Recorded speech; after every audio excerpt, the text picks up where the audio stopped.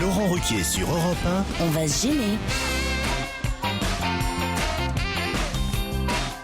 Bonjour, heureux de vous retrouver sur Europe 1. Depuis hier, ils sont de retour. Stevie, Christine Bravo, Pierre Bénichou.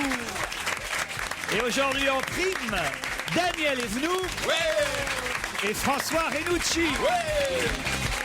François Renucci qui était déjà là hier, mais de l'autre côté de la vitre en tant que réalisateur. Mais là, il a mis sa casquette de chroniqueur aujourd'hui. Ouais, puis j'ai fait des best-of tout l'été, donc là, je sais plus très bien où je suis, si je suis dans une émission enregistrée ou pas. C'est vrai que c'est vous qui choisissez les morceaux de Pierre Bénichou. C'est moi qui choisis tous les morceaux de Pierre Bénichou. Et alors, il y a de bons morceaux encore chez Pierre Bénichou. Oui, il y a de bons morceaux, il y a de très bons morceaux. Justement, j'ai écouté, je trouve que j'étais moins servi cet été. C'est pas ça, c'est que J'étais emmerdé, j'entendais les autres. c'est pas ça, c'est que tu dis depuis 10 ans, tu dis la même chose. Ta sœur qui regarde la télé avec ta femme dans la cuisine, le prix des augmentations. Dis-moi, tu veux que je commence à parler de ta famille, moi? Non, mais ça, pardon, monsieur. C'est vrai que François Renucci connaît bien et par cœur tout le monde. Ici, Christine Bravo, elle était souvent dans le best-of. Oui, très souvent, très souvent dans le best-of, bien sûr, puisqu'elle énerve Bénichou, qui fait son show, donc qui est dans le best-of. Oh, mais non, écoute, arrêtez. Allez, arrête, Pierre, sois pas modeste. Non, puis en plus, t'es pas payé pendant les best-of, donc pour une fois que t'es pas... Justement, je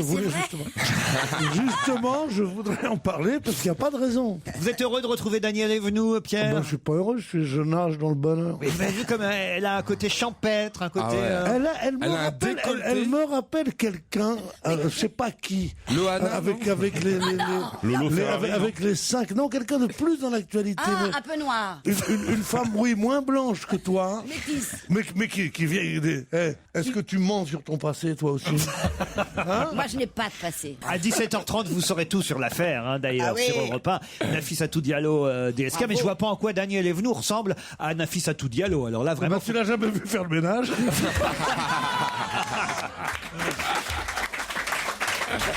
Ok, d'accord. Je vous écris ce message, car ma mère est dans le studio. Bonjour Nicolas. Bonjour Laurent. Alors, Bonjour comment elle tout le monde. s'appelle, votre maman? Elle s'appelle Nathalie. Nathalie, est-ce qu'elle est vraiment... Ah ben voilà, elle est là, Nathalie. Oh, la mère Nicolas. Alors, comment il va, Nicolas? Il était bon en classe quand il était bon, Nicolas? Ah ouais, mais ça se voit. Nathalie, ici présente et de loin, très loin, votre fan numéro 1, m'écrivez-vous, Nicolas. Il vous écoute et vous regarde depuis des années et contamine tout son entourage, que ce soit mon père, mon frère et moi-même depuis peu. Tout le monde y a droit, bien que réticent au début face à certaines personnes de votre équipe. À qui vous n'aimiez pas au départ dans l'équipe? Durant vraiment les premières écoutes, j'avais du mal avec Monsieur Bénichou, mais c'est vite passé. Ouais. Et puis ça persiste encore un petit peu avec Monsieur Michel. Ceux qui n'ont pas la couleur, j'ai enlevé mon casque et je vais partir. Non mais maintenant il vous aime bien, il a changé d'avis, hein, Nicolas? Ah, totalement, oui. Ah, voilà. Mais qu'est-ce que vous me reprochez, Nicolas? Le fait de l'ouvrir pour pas forcément dire grand-chose.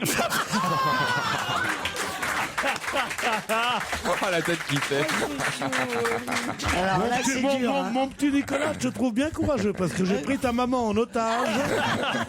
Elle est là, pieds et poings liés. Je vais la précipiter dans ce Fenêtre, quelle horreur. Oh non, vous avez vu cette histoire? Quelle horreur. C'est une histoire C'est le atroce. papa qui l'aurait fait. On sait pas. Ah non, mais parlons-en, parce que quand même, je suis surpris par cette histoire qui s'est effectivement passée à la Courneuve, au 48 rue Anatole France, une paisible résidence HLM, un garçon quand même d'une dizaine d'années, pieds et poings liés avec des câbles de télévision, alors balancé ou qui sait balancer par la fenêtre de... Et comment tu peux te balancer pieds et poings C'est liés? ça que je comprends pas. Comment tu fais pour arriver à franchir la rambarde du balcon? Eh ben, tu sautes, Pierre. Mais oui, mais tu peux même pas si tes sauter. pieds, même Tu si sautes, tes pieds pieds et poings liés liés. et mains liées, tu sautes, tu passes par-dessus, tu sautes, tu fais n'importe quoi pour te Bah sortir ouais, il a de cette raison. situation. Il y a bien un homme Dans tronc ces qui a cas-là, traversé la Manche. dans ces cas-là, moi qui me suis fait agresser une fois, t'es capable de tout. Ah oui. La peur te rend fort. Mais tu t'es fait agresser pieds et poings liés, Steve? Mais tu te rends pas compte. Ça demande, ça banditisme. demande. Ça demande, ouais. C'est pas ça, moi, qui, dans l'article sur l'enfant défenestré, qui m'a interpellé, parce que c'est une histoire dramatique, évidemment, il n'y a pas de quoi rire sur tout ça, mais à un moment donné, quand même, dans le papier signé Nathalie Perrier du Parisien, c'est écrit « L'appartement a été placé sous scellé et le chien de la famille a été emmené par la police. » Oh non, c'est quand même pas le chien qui est responsable. Brigitte Bardot va gueuler rigoler encore. Le chien de la famille a été emmené par la police. On voit pas trop pourquoi. parce que Si, tout pour le pas monde doit le être en laisser voilà. seul, pour Quoi ne pas le laisser seul. Mais enfin, c'est pas le chien, il est pour rien dans Non, cette mais tout le affaire. monde Il va pas non, mais un rester chien, ça seul peut dans pas se nourrir l'appartement. tout seul. Ouais. Donc en fait, au lieu de rester tout seul dans l'appartement, il a été emmené à la SPA pendant que les parents sont Mais en non, garde mais à il y a vue, eu- le petit à l'hôpital. Tout le monde est en garde à vue. Même oui, le chien. oui, c'est normal. Quand on dise je suis en garde à vue parce que j'ai volé un pain, c'est pas très gentil. On dit mais quand on ligote les pieds, les mains de son enfant, qu'on retrouve par terre, 13 mètres plus bas du 5e étage, pour mort. Et il n'est pas mort. Mourant, il est même pas mort. Il n'était pas innocent, l'enfant. Hein. Il a eu un passé douteux. Non, Il a menti sur son bulletin. Que il mes avait- parents- Nicolas, vous êtes toujours là? Toujours. Ah, très bien. Et votre maman aussi est toujours là. On l'a ligoté, justement. Et vous, Faites attention parce que je suis pas loin. et dans le post-scriptum, vous dites à ma mère de ne pas dévoiler, même sous la torture, la raison de mon pseudonyme ridicule. Parce que vous signez le traître du 22. Pourquoi alors le traître du 22? Ah, vous me décevez, je pensais que vous auriez trouvé. Côte d'Armor. Côte Il est d'Armor? breton. C'est ça? Oh la vache, bah non, je suis déçu. C'est les 22, flics, 22 là les les flics. flics. 22. Hein 22 Je suis pas loin. cm. Mais il est 22 rue Bayard ou un truc comme ça. Ah, 22 rue Le Bayard. 22 rue Bayard, ma poule, c'est pas là qu'on jette les enfants du 3e étage. va savoir. Rue Bayard, c'est le 22? Oui. Oh, C'est pas c'est bien, bien, ça. Laurent. C'est bien une station de flic, t'as. Mais vous travaillez pour qui au 22 rue Bayard? Travaille pour sa Bah, mère. en fait, je travaille pour le service RTLNet, donc tout ce qui est développement de la partie application mobile. Tu travaillais, Nicolas. Hein. Non mais c'est pas ça, le mec il fait de la retape pour RTL. Tu vois. Mais pas du tout, au contraire. Il est en train de nous faire de la publicité alors qu'il travaille dans la station d'en face. C'est formidable. Non, en fait, je fais de la veille concurrentielle là actuellement. On vous remercie, Nicolas. Et de toute façon, votre maman a l'air bien sympa. Et Pierre, on s'en occupe. Oh, Mme Nicolas, elle est formidable. C'est con que son fils travaille dans la coup qu'il faut pas. Ah tiens, j'ai une blague là envoyée par Gabriel. Elle est pas mal. Je crois qu'on l'a déjà racontée, mais elle me plaît bien. Je l'avais oubliée, moi, pour tout dire. C'est à la ferme. Il y a un cheval qui est très malade. Et le paysan qui dit, va, Dieu, si dans 3 jours le cheval est pas remis, il faudra l'abattre. Il y a le cochon qui a tout entendu. Et il dit au cheval, lève-toi, lève-toi. Lève-toi. Le cheval est trop fatigué, il n'arrive pas à se lever. Le 2e jour, le cochon dit au cheval, lève-toi vite, sinon ils vont t'abattre. Le cheval peut toujours pas se lever. Le 3e jour, le cochon essaye encore, lève-toi, cheval, lève-toi, sinon ils vont t'abattre. Le cheval se lève enfin. Et heureux, le paysan dit, pour fêter ça, on va tuer le cochon. Moralité, toujours s'occuper de ses affaires et fermer sa gueule.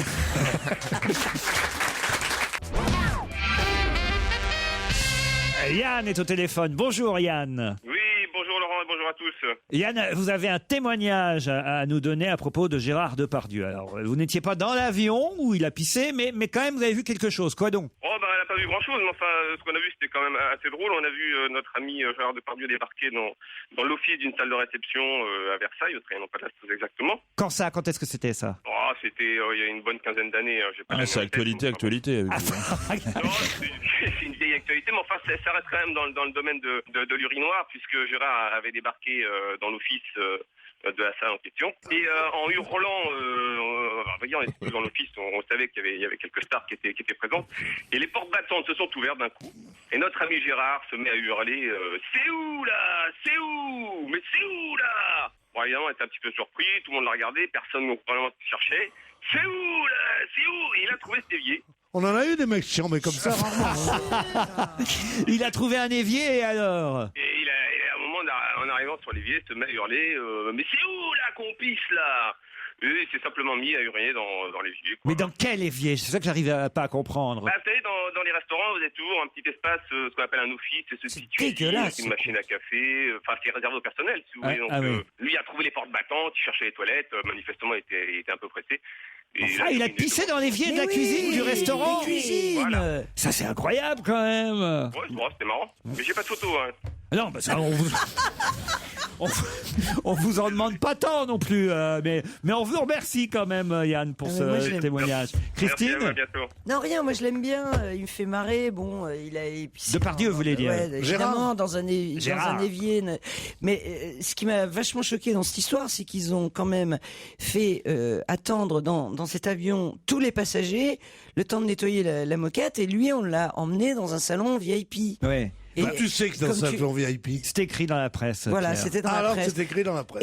Et je pense qu'on aurait pu faire l'inverse. C'est-à-dire Laisser Depardieu dans l'avion le temps qu'on nettoie et mettre les Oui, mais les l'avion est autres- quand même parti avant le sien ensuite. Vous voyez, il a attendu pour l'avion d'après, mais les autres sont quand même partis avant lui. Ils sont quand même restés 2 heures sur le tarmac avec le Surtout, nettoyage de les la toilettes moquette. étaient bouchées, ils n'ont pas pu pisser. Eux, en fait.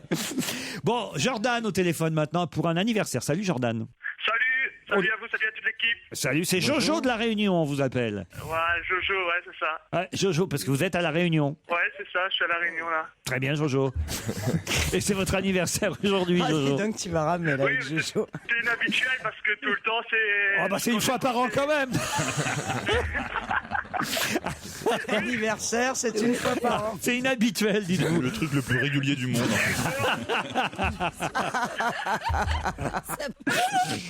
C'est pas inhabituel un anniversaire. C'est pas ça que je voulais dire, c'est que quand vous recevez des messages, Oui. c'est la maman, par exemple, qui envoie le message pour téléphoner à son fils parce que c'est son anniversaire. Oui. Là, c'est vous. Alors, c'est moi qui m'envoie le même message pour que vous m'appelez parce qu'ici à La Réunion, dans ma famille, il n'y a personne qui écoute. On va se gêner, il n'y a que moi en fin de compte. Vous avez D'accord. 18 ans. Il c'est est ça belge, lui. Ouais. Non, il est réunionnais, il a 18 ans. Et vous aimez beaucoup Pierre Bénichou, c'est vrai? Ah oui, j'adore. Depuis, j'ai écouté, ça fait pas trop longtemps que je vous écoute, ça fait depuis février, lui, pour moi, c'est, oulala. Bénichou, c'est Ouh là là. Et qui vous n'aimez pas alors dans l'équipe? Christophe Beaugrand. Alors ce jeune homme a quand même Et qui encore a quand même du discernement. Non. Pierre, Christophe sera là avec nous demain ou après-demain. Je sais plus d'ailleurs, mais- Pas moi. Qui vous n'aimez pas encore? Sinon, j'aime toute l'équipe, mais c'est juste Beaugrand que... pas Beaugrand du tout. Quel talent. C'est tout. Mais je me demande pourquoi on va pas vivre à la Réunion. Jojo de la Réunion. Et Daniel Evenou, vous l'aimez bien Daniel Evenou? Ouais, ça pourrait, ouais. Pas plus. Si vous aimez les Gronibars, vous aimerez la Milo sur Europe 1. J'espère que ça vous aimez. Quel genre de musique vous écoutez, Jordan, Jojo? Est-ce que vous avez corde à sauter et...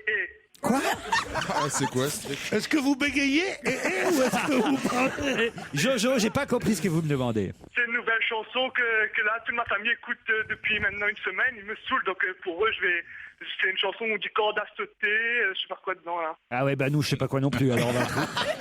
Est-ce que vous avez entendu l'autre Jojo? Parce qu'il y a deux Jojo. Il y a Jojo de la Réunion, mais il y a notre Jojo national. Est-ce que vous avez entendu Johnny Hallyday ce matin sur Europe 1? Non. Ah, parce qu'il a été formidable, Johnny, ce matin. Non, alors vas-y. j'ai pas- On a pris 2 extraits de l'interview de Johnny Hallyday par Nikos sur Europe 1. Une belle interview quand même. Hein. Oui, bien sûr, oui. Mais quand même, Johnny, à chaque fois, il nous fait bien marrer, faut bien dire. Puis il faisait marrer plus que du côté. Ah non, mais Johnny, écoutez ce premier extrait, écoutez bien. Vous savez la différence que une pièce de théâtre avec un film, par exemple, c'est qu'un film, on tourne par fragments. Hein, on tourne une scène, et puis si c'est pas bien, on en refait une deuxième ou une troisième pour sécurité. Ça dépend des scènes. Mais une fois qu'elle est tournée, elle est tournée. Alors on passe à autre chose, on passe à une autre scène. Et on met 3 mois pour tourner un film. Une pièce de théâtre, c'est comme si on jouait le film du début à la fin, quoi. C'est extraordinaire quand même. Il nous explique ce que c'est que le théâtre et ce que c'est que le cinéma. Mais c'est vrai. Mais rien n'est faux. Ah, ouais. c'est bien, Ça, quand c'est même. pas Ça vrai, va c'est que tourner rien en n'est faux. boucle, ça. Ce qui est fait, c'est formidable, et en plus c'est philosophique. Parce que c'est philosophique parce que ça veut dire Merde, on a j'étais les dépassé, là. pays ont les idoles qu'ils méritent. Voilà. Stevie, il a pris des notes en attendant. Bien, on a un deuxième extrait. Alors, cet extrait-là, c'est drôle parce qu'il l'avait déjà fait. Je m'en souviens puisque j'avais déjà diffusé un extrait à l'époque. C'était pour une interview à la télévision. J'ai pris l'extrait, je l'avais diffusé dans On n'est pas couché. Mais il a remis ça sur Europe 1 ce matin face à Nikos. Écoutez. Il s'appelle comment le personnage que vous incarnez? Chicken. Traduction en français, poulet, mais enfin, on a gardé le nom en anglais. Non, c'est un imitateur. Mais non! Arrête, c'est un imitateur. L'autre, il l'a jamais rencontré. Il Mais a fait si, ça. c'est vrai. Arrête, il a fait ça avec un pote à lui. Le qui imite- personnage s'appelle Poulet. Chicken. Chicken, on a gardé le nom en anglais. Non, mais- Je crois pas, c'est pas possible. En plus, ils allaient pas l'appeler poulet. France, réveille-toi! Jojo de la Réunion. Ah bah merci Jojo. Alors, comme on n'a pas la chanson que vous vouliez, j'ai pour vous Milo. C'est pas mal, hein, Milo. Je sais pas si vous connaissez, mais une gonzesse à draguer au premier rang. Tous les jours, tous les jours. Une gonzesse. Mais elle est plus jeune que d'habitude, hein, vous avez remarqué? Une gonzesse, il y a un petit coup de 3 là qui est extraordinaire. Ah non, je sais pourquoi il a bugué. Ah pourquoi? Ses jambes. Ah. Elle a des jambes indéfinissables. Elle est en pantalon. Magnifique. Indéfinissable, non. Bah, Laquelle de celle qui les cache ou celle qui les montre? Oh non, écoutez. Laquelle tu préfères? Celle qui les cache ou celle qui les On montre? va plus avoir aucun auditeur qui va oser venir dans ce public. Si vous faites fuir après ceux qui sont dans notre studio. Oui. C'est vrai que ça fait fuir de dire à une fille qu'elle a de belles jambes. C'est vrai que c'est terrible, oh là. Mais non, mais c'est des jeux qu'elle injure. Puis elle a les jambes musclées comme il aime en plus. Laurent, tu veux pas qu'on appelle Braffman tout de suite? Je suis sûr. Ah mais qu'est-ce que tu me fais faire? Tu me fais regarder les nanas de... Mais c'est pas sale, tu sais. Mais non, c'est pas ça. C'est pas ça qui va te faire basculer. Mais je préfère te regarder, mon Pierre. Déjà hier, il l'appelait mon chéri. Hein. Il va finir par le sucer pour avoir le chocolat. Mais oui, il y arrivera. Mais le chocolat. Il y arrivera à force d'insister. Mais ça sera une piètre victoire, tu sais. Très heureux de vous retrouver ainsi que votre équipe, m'écrit Bastien, pour une nouvelle saison. Je viens de regarder la liste des chroniqueurs de toute la semaine et quelle n'est pas ma surprise de lire le nom de Christine Bravo pour chaque jour de la semaine.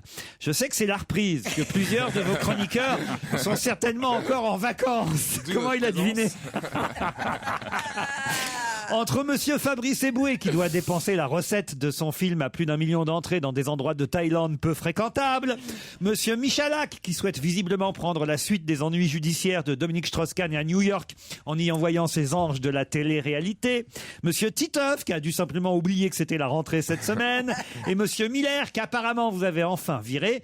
Je comprends que vous soyez à court de chroniqueurs, mais c'est aussi quand même la rentrée pour nous, les auditeurs. Alors, on retrouve le boulot, les transports en commun bondés, des gens qui font la gueule, et en plus vous nous rajoutez Christine Bravo pendant 5 jours. Soit vous n'avez pas de cœur, soit Madame Bravo a accès à vos comptes bancaires et vous fait chanter pour être à Europe 1 tous les jours.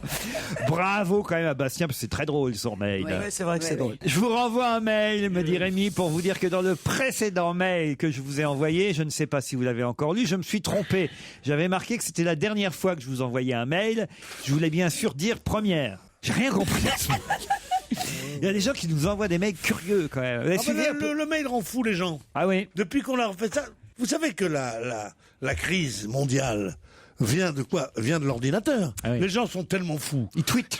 Ils donnent des ordres à la si, ils banque. tweetent aussi. Moi, je tweete et maintenant. tous déglinguent. Et maintenant, les mails, moi, je reçois des mails.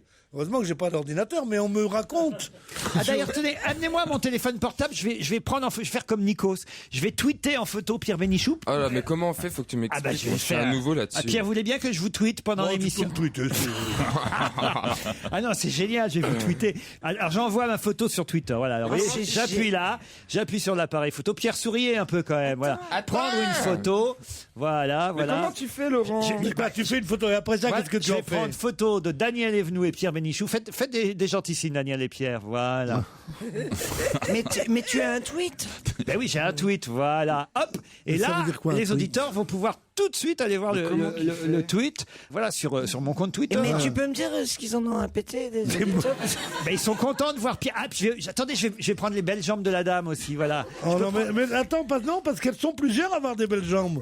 Il y en a une qui les cache, l'autre qui les montre. Eh ben moi, je préfère celle qui les montre, parce que celle qui les cache, comme toutes les filles très jolies et très grandes, elle doit les trouver trop maigres. Et après ça, quand elles arrivent à 35-40 ans et qu'on leur dit c'est les plus belles jambes du monde, elles disent et dire que j'osais pas me mettre sur la plage tellement je trouvais que j'avais des cannes de sang. Est-ce que c'est vrai ou pas? Levez-vous, mademoiselle. Venez montrer vos jambes sur Twitter. Allez, vous allez devenir la vedette de Twitter. Voilà. Voilà. Mets un pied là. Mais non. Oh, ça va tweeter grave, là. Ah, je vais le niquer, Nikos. Hein. Tu veux niquer Nikos? On dirait Daniel Evenou dans un miroir déformant, en fait. Ah, mais c'est incroyable. Ah non, mais elle est énorme. Elle est pas elle est énorme, grande. elle est très grande. On dirait la femme dans Harry Potter, la copine Bougez pas, d'Hagrid. Daniel, restez à côté, Elle Daniel. est pas énorme, elle est énorme, ça veut dire gros. Papy, il va avoir la tape guitare. Hein. Non, Pierre, lâchez la demoiselle, s'il vous plaît. On finira par avoir des ennuis avec la justice, vous savez. Et tu as vu Nikos tweeter pendant le... Ah ben on se tweet avec Nikos. Ce qui est fou, c'est que maintenant, ce qui est rigolo, c'est que des gens à qui vous parlez pas d'habitude, parce qu'en fait, on se connaît pas, les animateurs entre nous, Nikos, Nagui et autres. Et maintenant, on se tweet, en fait. Mais pour vous dire quoi? Salut, tiens, tu viens dans mon émission la semaine prochaine? Ouais, pourquoi pas? Et pourquoi tu fais pas un texto? Parce que j'ai pas son numéro de téléphone. Ah, c'est énorme. Alors on peut tweeter sans numéro de téléphone. Ah bah oui, bien sûr. Et se on tweet. appuie quoi? On veut joindre Monsieur Strauss-Kahn, par exemple. Et bon, non, je veux dire, on veut lui dire, on aimerait bien, dès que vous veniez à Paris, avoir l'exclusivité de vos déclarations et tout ça, la taille. Mais tu le fais comment? Tu envoies le tweet à qui? Ah, mais tu appuies sur quel bouton? Les gens s'abonnent. C'est un réseau. Les gens Pierre. s'abonnent. Moi, j'ai déjà, on va dire, j'ai créé le truc il y a une semaine, j'ai déjà 5000 abonnés. Les gens Followers. voilà, des followers. Voilà, j'ai 5000 followers qui suivent mes tweets. Et avec les jambes de Mademoiselle et votre accolade, Pierre, à mon avis, on va monter à 10 000 followers. J'ai 6000 followers qui suivent mes tweets. D'habitude. Ah, c'est de l'égyptien pour toi. Hein. Appelez-moi Champollion.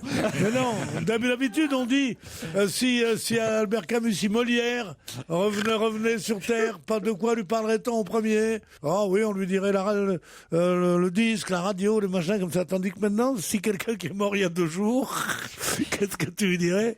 Ah ben je suis follower de votre tweet. Et il dirait je suis mort il y a combien de temps? Il y a 2000 ans. C'est pas possible. Ça va trop vite.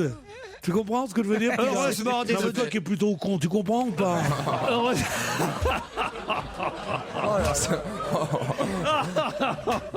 Là, Stevie, vous laissez pas faire, Stevie. Non, mais je réponds pas. Est-ce que vous avez regardé les débuts de Stevie chez Jean-Marc Morandini hier bien soir peu, mon neveu, Vous ouais. êtes sur la même chaîne, hein, je vous signale Direct 8, Pierre et Stevie. Ah bon?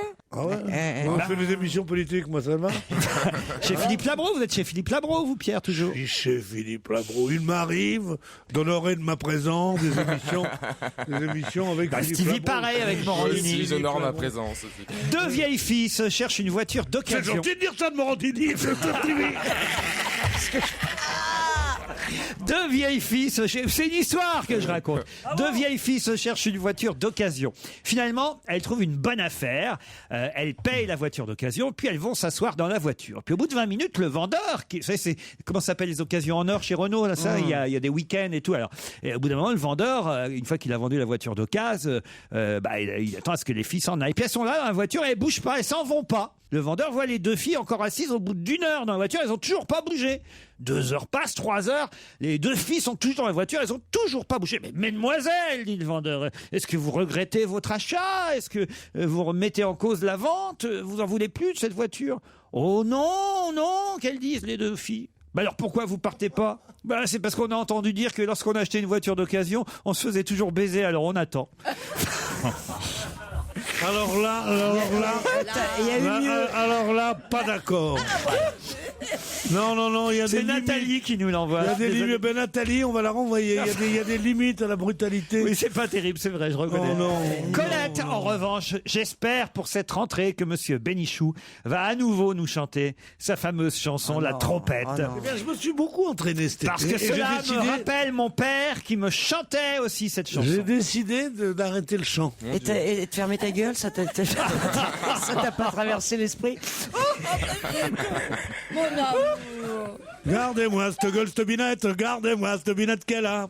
Tu te souviens? Hein? Tu te souviens quand on allait au CAFCONS en 1922? Hein? T'as pas honte de me dire des choses comme ça, non? Oh là là, j'ai déjà des réactions sur Twitter aux photos que j'ai envoyées. Hein. Ils ont que ça à foutre, les gens. Après, on me dit, avenir du chômage, évidemment, ils n'arrêtent pas. Mais ce qu'ils font, ils tweetent. Vas-y, qu'est-ce que t'as? Tweet again, oui. Le couple improbable par excellence. Oh, Darty Daniel, quelqu'un dit. Quelqu'un qui vous a reconnu, Daniel Evenou. Ah non, pitié, pas Pierre Bénichou de profil. Il cache tout le public. Oh non. C'est quoi ce cadrage? C'est trop flou. Ah, c'est super. Ah, il a pris du bide pendant l'été. Lis pas tout, Laurent, lis pas tout. Mais alors, ah bah dis donc, ça donne envie. hein. D'où elle vient, cette dame? Ah, je sais pas, c'est une dame qui s'appelle... Parce que si elle court aussi vite que je l'emmerde, elle fera pareil avant ça. Mais ce sont ses followers. Mais j'ai pas pris du bide, non. Mais le pire, J'ai gardé du bide un peu, mais j'en ai perdu beaucoup, à peu près. Europe 1, on va se gêner. Laurent Ruquier. On va se gêner. Je veux tweeter, moi. Je suis désolé. Pierre Fourrière, parce que Pierre Bénichou est rappelé à l'ordre par la dame du public qui dit « Il y a une émission, Pierre, occupez-vous de l'émission. » Pierre Bénichou est là, effectivement. Daniel Evenou, Christine Bravo, Stevie Boulet et François Renucci. Bon, Daniel, il faut vous réveiller, on vous entend pas, hein, Daniel. Hein. Les auditeurs me disent, mais où elle est passée, Daniel Evenou, on la reconnaît plus. Mais si, oh, comment ils me reconnaissent pas, ils m'ont pas vu, mais je ris. Ah oui, vous riez. Elle va nous chanter quelque chose, Daniel. Je ris de me voir si belle, ce miroir. C'était ça, non? Non, bon, tu pourras non plus... Ouais, faut pas non plus pousser. Pourquoi tu l'as réveillé? Au téléphone, Annie et Arnaud sont réveillés eux aussi. Bonjour Annie, bonjour Arnaud. Bonjour. Maubeuge contre Sébastien-sur-Loire. C'est vous qui êtes dans le Nord. Annie. Oui. Ah, Saint-Sébastien-sur-Loire. Pardon Arnaud, je rectifierai dans un instant. Mais allons d'abord vers le fameux clair de lune, cher à Pierre Bénichou. Annie, vous êtes à Maubeuge depuis longtemps? Oui, depuis quelques années déjà, oui. Qu'est-ce que vous faites là-bas à Maubeuge? Je suis infirmière. Infirmière. Ah, Pierre. Vous chantez le clair de lune à Maubeuge? Tout ça ne vaut pas un clair de lune à Maubeuge. Tu reprends, Pierre. Tout ça ne vaut pas des vacances à son Kremlin. 17. C'était pour vous, Annie. J'espère que vous y êtes sensible. Aujourd'hui, il faut chanter autre chose parce qu'aujourd'hui, c'est les 10 ans de mon petit garçon et il comptait sur Pierre Bénichou pour lui chanter un joyeux anniversaire. Ah, comment il s'appelle, votre petit garçon? Jean. Jean. Joyeux anniversaire, cher Jean. Oui, bon, on va peut-être pas faire tous les, hein, toutes les fêtes et banquets, tous les trucs. En revanche, un petit Bravo Hollywood, peut-être. Mais il a 10 ans. Enfant de 10 ans. Ah merde. Qu'est-ce que vous 10 faites? ans, infirmière dans la vie, vous m'avez dit, hein, c'est ça? Oui. Infirmière. Infirmière à Maubeuge. À l'hôpital de Maubeuge? Non, en école. En école. Comment c'est infirmière en école? Infirmière En scolaire. collège et en école primaire, voilà. Ah, vous êtes une infirmière scolaire. Ah ouais, celle qui ouvre les slips et qui touche les couilles. J'ai déjà joué et vous me l'avez déjà dit. Ah mais oui, non, c'est je vrai. sais Mais pas oui, parce que ça, c'est le truc, ça m'a traumatisé. T'as fait ça, toi? Ah bah oui, ça m'a traumatisé. Vous êtes Voilà. gamin, vous êtes là à défiler, puis l'infirmière, elle vous tâte les Ah, couilles. c'est pour Eh ben, ça. tu vois comme on peut être différent. Moi, j'aimais bien. Cherchez l'erreur. Mais pourquoi vous faites ça, pour les séparer? Mais moi, je fais pas ça du tout. Je pense que Laurent a subi des attouchements, qu'il l'a pas dit, il croit que c'est normal, mais moi, on m'a jamais touché les burnes au collège. Hein. Eh ben moi non plus. Ah si, moi si. Ah oui, à vous aussi, ça. Bah, voyez, ah. Mais une seule fois en CE2. Oui, mais moi j'ai redoublé pour. Ah non, ça m'a jamais. Qu'il est con. Arnaud de Saint-Sébastien-sur-Loire. Faites quoi, vous, dans la vie, Arnaud? Oui, bonjour. Ben, moi, je suis facteur à côté de Nantes. Facteur à côté de Nantes. Et non, je ne bois pas en tournée. Vous avez des gens célèbres parmi les destinataires des courriers? Non, non, je suis une petite ville à côté de Nantes. Non, non, il n'y a personne. Oh, zut, c'est pas rigolo. Vous avez un vélo ou une motocyclette ou une voiture? Ça dépend. Genre, en ce moment, je suis en voiture. Je peux être en scooter. Ça dépend. Ça dépend. Quelle tournée je fais. Voilà. Dites-moi, monsieur, les adresses se sont affinées terriblement. Je veux dire, maintenant c'est beaucoup plus technique. Si on met, par exemple, 32012 au lieu de 32013, la lettre risque de ne pas arriver. Alors, est-ce que vous avez un certain discernement ou pas? C'est-à-dire que quand on donne une adresse qui est incomplète, est-ce que vous la... Si je vous emmerde, vous n'avez qu'à le dire, manque de con. Est-ce que vous la rectifiez de vous-même? Je pense qu'on parlait de Twitter il y a 5 minutes. Est-ce qu'il y a On en est au code postal maintenant. Est-ce qu'il y a encore... Moi, le code postal, j'ai jamais compris. Alors, Moi, c'est quand même pas bien dur, hein. C'est toi le con. c'est en fait. pas bien dur. Parce que si toi tu comprends pas les codes postales, mon pauvre chéri. Alors moi... Non, je comprends pas les codes postales, comme tu dis. Les codes postaux. Les codes postaux, déjà.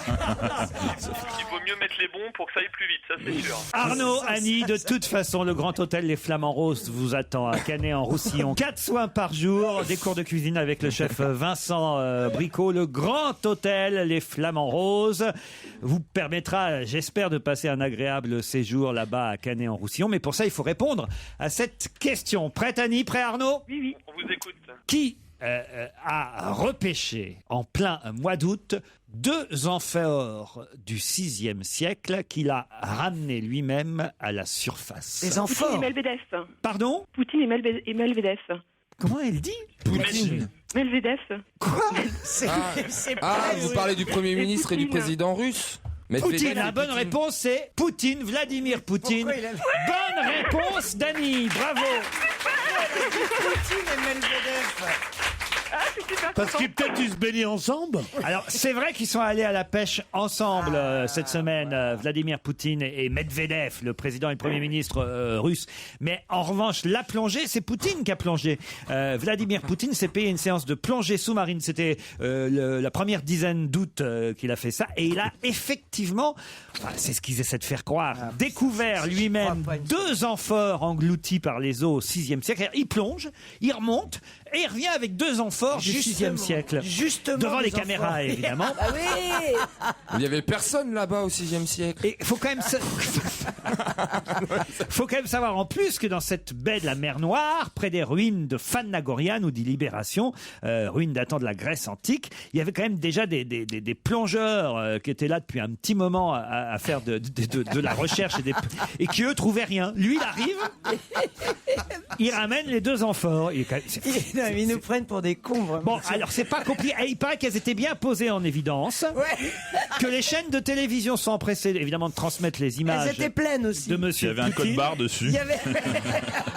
Mais exactement. Il y avait des flèches même pour aller. C'est ça que dit Libé. Malgré les 15 siècles passés au fond de la mer, les amphores étaient épargnés par les mollusques et les algues et prêtes à l'emploi dans une vitrine de musée. Et il y avait écrit Vive le grand Poutine dessus, tu sais. C'est quand même chouette l'actualité. Tu sais que c'est un sport national en Corse et sur une partie de la Côte d'Azur. Tu trouves un cave qui est là, qui a un bateau, tu dis, ouais, pas que vous savez que normalement, j'ai pas le droit de prendre des amphores, il faut que je le dise, parce que j'en ai pris 2 hier. Et il y a une fabrique d'amphores comme ça où ils mettent là, alors crois-moi, qui te mettent les vieux coquillages dessus, qui les salissent et tout ça, ils les ont dans la barque. Et ils plongent et disent, et encore je vais la remonter sans bouteille.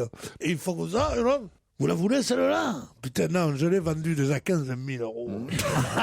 et les mecs, ils prennent du pognon comme ça. Eh ben pareil, Poutine, vous voyez. Mais non, Poutine, c'est le contraire, il ne les vend pas, lui. Non, mais c'est pour vendre son image, évidemment. Et en tout cas, Annie, où est-ce que vous aviez trouvé l'info? Eh bien, en fait, j'ai invité plein d'amis pour m'aider, et donc c'est un des amis qui a trouvé, voilà. Eh ben bravo.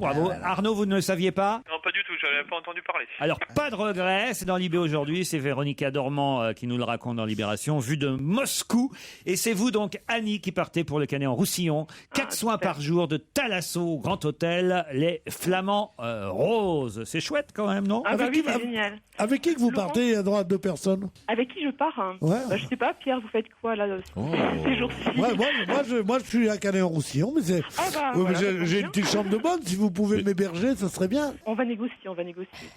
Négocier, je vous en Quand même, prie. vous n'avez pas chanté Joyeux anniversaire à mon fils, donc je ne sais pas. Ah, votre fils Jean. Ah oui. Voilà. Vous aussi, Pierre, vous aimez bien, je crois, la leader du Front National. Et vous feriez bien une plongée sous-marine, non?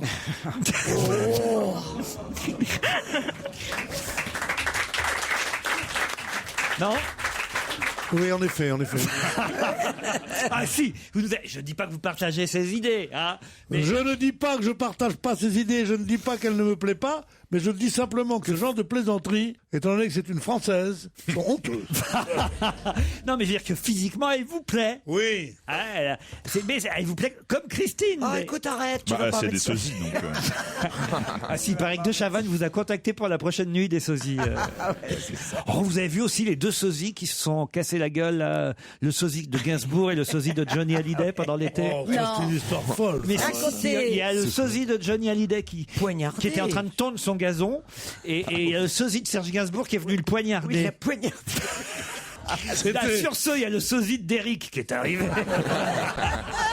C'est vrai que dans les journaux, on trouve des trucs quand même. Hein. On s'ennuie jamais. Hein. Vous non plus, j'espère, Arnaud, mais c'est perdu. Oui. Ah, je suis triste. Cadeau, Arnaud. Pour vous. Mais bon, Annie, elle est toute heureuse, évidemment. Félicitations à Annie, en tout cas. Bah, félicitations. Merci. On vous embrasse. Laurent. Ah, elle a un petit mot à dire encore. Ouais. Vite fait, alors. J'ai une demande à faire à Stevie, en fait. Ah oui. Pourquoi en Voilà, fait parce que j'ai son plus grand fan qui est avec moi, là, et je voulais savoir si je laisse son numéro hors antenne, est-ce qu'il l'appelle? Je pourrais lui laisser un message. Ah, c'est super gentil. En fait, écoutez, on va dire qu'on supprime le mot en fait, qui ne veut rien dire. Et comme ça, on gagnera une demi-heure d'émission. si on met bout à bout le nombre de fois où les gens disent moi, j'ai une autre vous idée, faites quoi dans la vie? Bah, je suis infirmière, en fait. Moi, j'ai une autre idée pour gagner une demi-heure d'émission.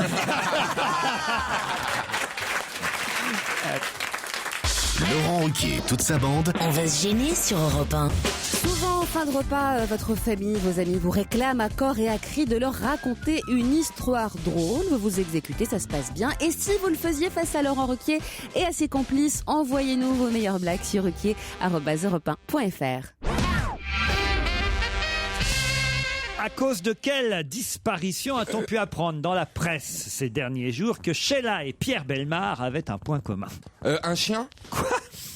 Bah, ils ont tous les deux un chien. Non, attends, t'as entendu la question, là? Oui, alors écoutez.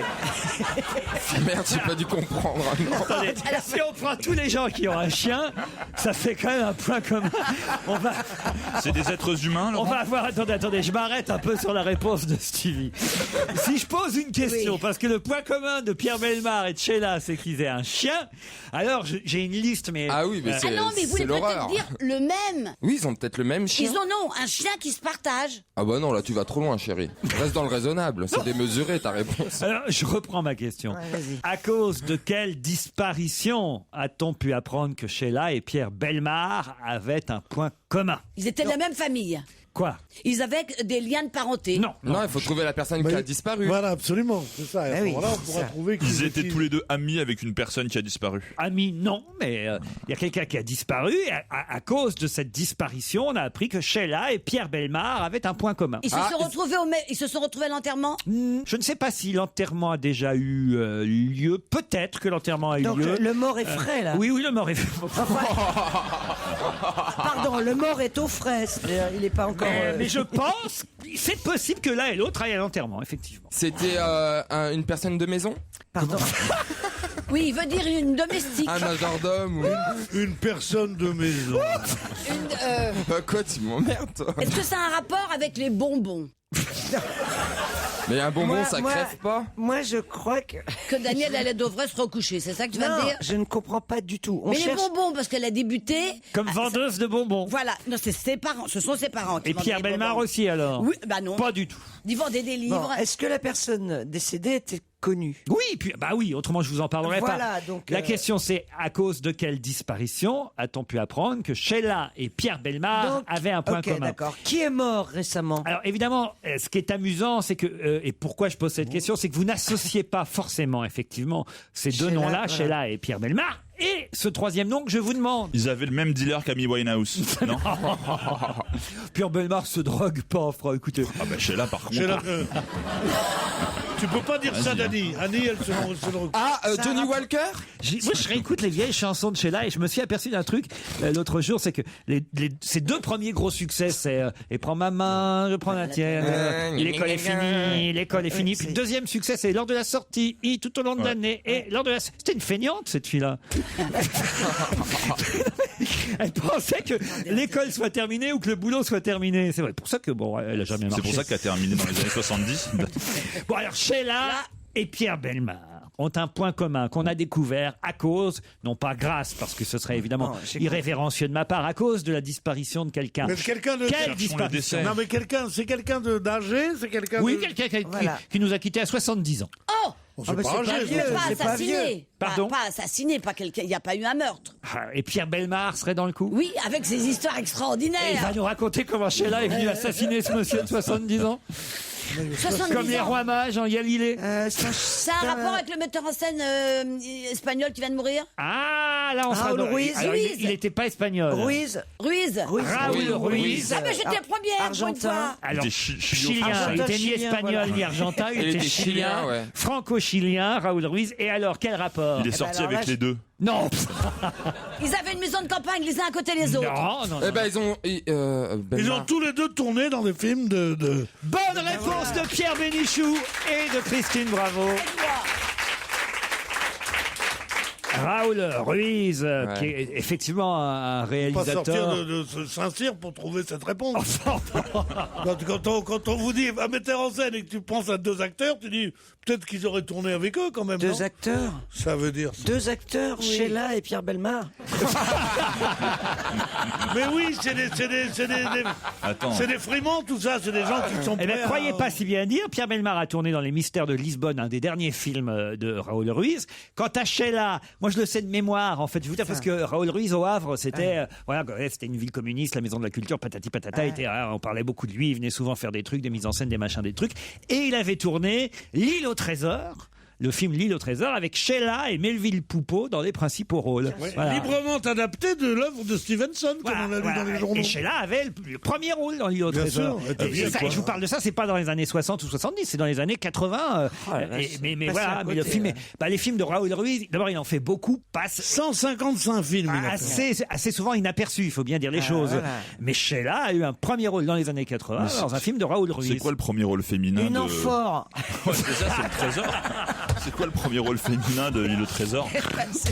C'est le perroquet, c'est quoi? Il y a un vieux pirate sans jambes et un jeune mousse. Mais oui, C'est une bonne question. Mais oui. Les hanches de l'amphore, le torse de l'imberbe.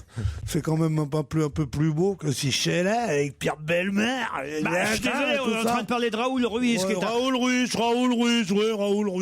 qui est quand même Comme tous les gens qui ont fait une série de navets, on dit son œuvre était en fait aux confins du Il a dit en fait. surréalisme. T'as dit en fait. Il a dit en fait. J'aime bien la tête qui fond, on dirait un bébé pris la main dans le sac. J'ai dit en fait, oui, parce que là, ça s'appliquait. Mais oui, tu comprends? Il n'a pas fait c'est des de la navets, contradiction. il a fait des films d'auteurs qui n'ont pas été beaucoup vus, voilà, on va dire. Ah, mais oui, c'est bien. Non, il a fait des films. Moi, j'aimais bien les Chiliens. Sheila et Pierre Bellemare, en tout cas, on fait C'est partie bien de ces conduit comédiens. sous Pinochet, il est parti. Ah ben oui, il était engagé à gauche, il a fui la dictature chilienne. Mais bien sûr, non, il Pierre- a eu une vie très sympathique et il- on l'avait greffé le foie il y a quelques mois. C'est pour ça que je vous dis, ne vous faites pas greffer, on meurt après. Il a fait tourner Catherine Deneuve. Il a fait tourner Catherine Deneuve. Mais vous faites pas Il faut dire que si on venait de lui greffer le foie d'Amy Winehouse qui venait de... Donc évidemment, Mais le foie, ça repousse. le foie Oui, ça repousse. si c'est vrai. Ah, si si, c'est vrai. Vous coupez les trois quarts du foie, le foie, ça Ah, moi, revient. si, l'autre fois j'ai mangé Et un foie de veau le- dans une brasserie, j'arrivais pas à le finir. Non, mais c'est vrai. Bravo Renucci. Le chirurgien lui a dit, vous avez une maladie atypique. Et il a dit, c'est drôle, c'est comme ça que les critiques définissent mon œuvre. Et Une œuvre voilà. atypique. Et la preuve qu'il est atypique, c'est qu'il a fait aussi bien tourner Catherine Deneuve, Ariel Dombal, Michel Piccoli que Sheila. Voilà pour vous les copains. Vous les copains, je ne vous oublierai jamais. Et toute la vie, nous serons toujours des amis. Tous ensemble, on est bien. Tous ensemble, on est bien, car on suit le même chemin. Quand on se voit, on se tutoie gentiment. On est sincère, on chante et on danse tout le temps.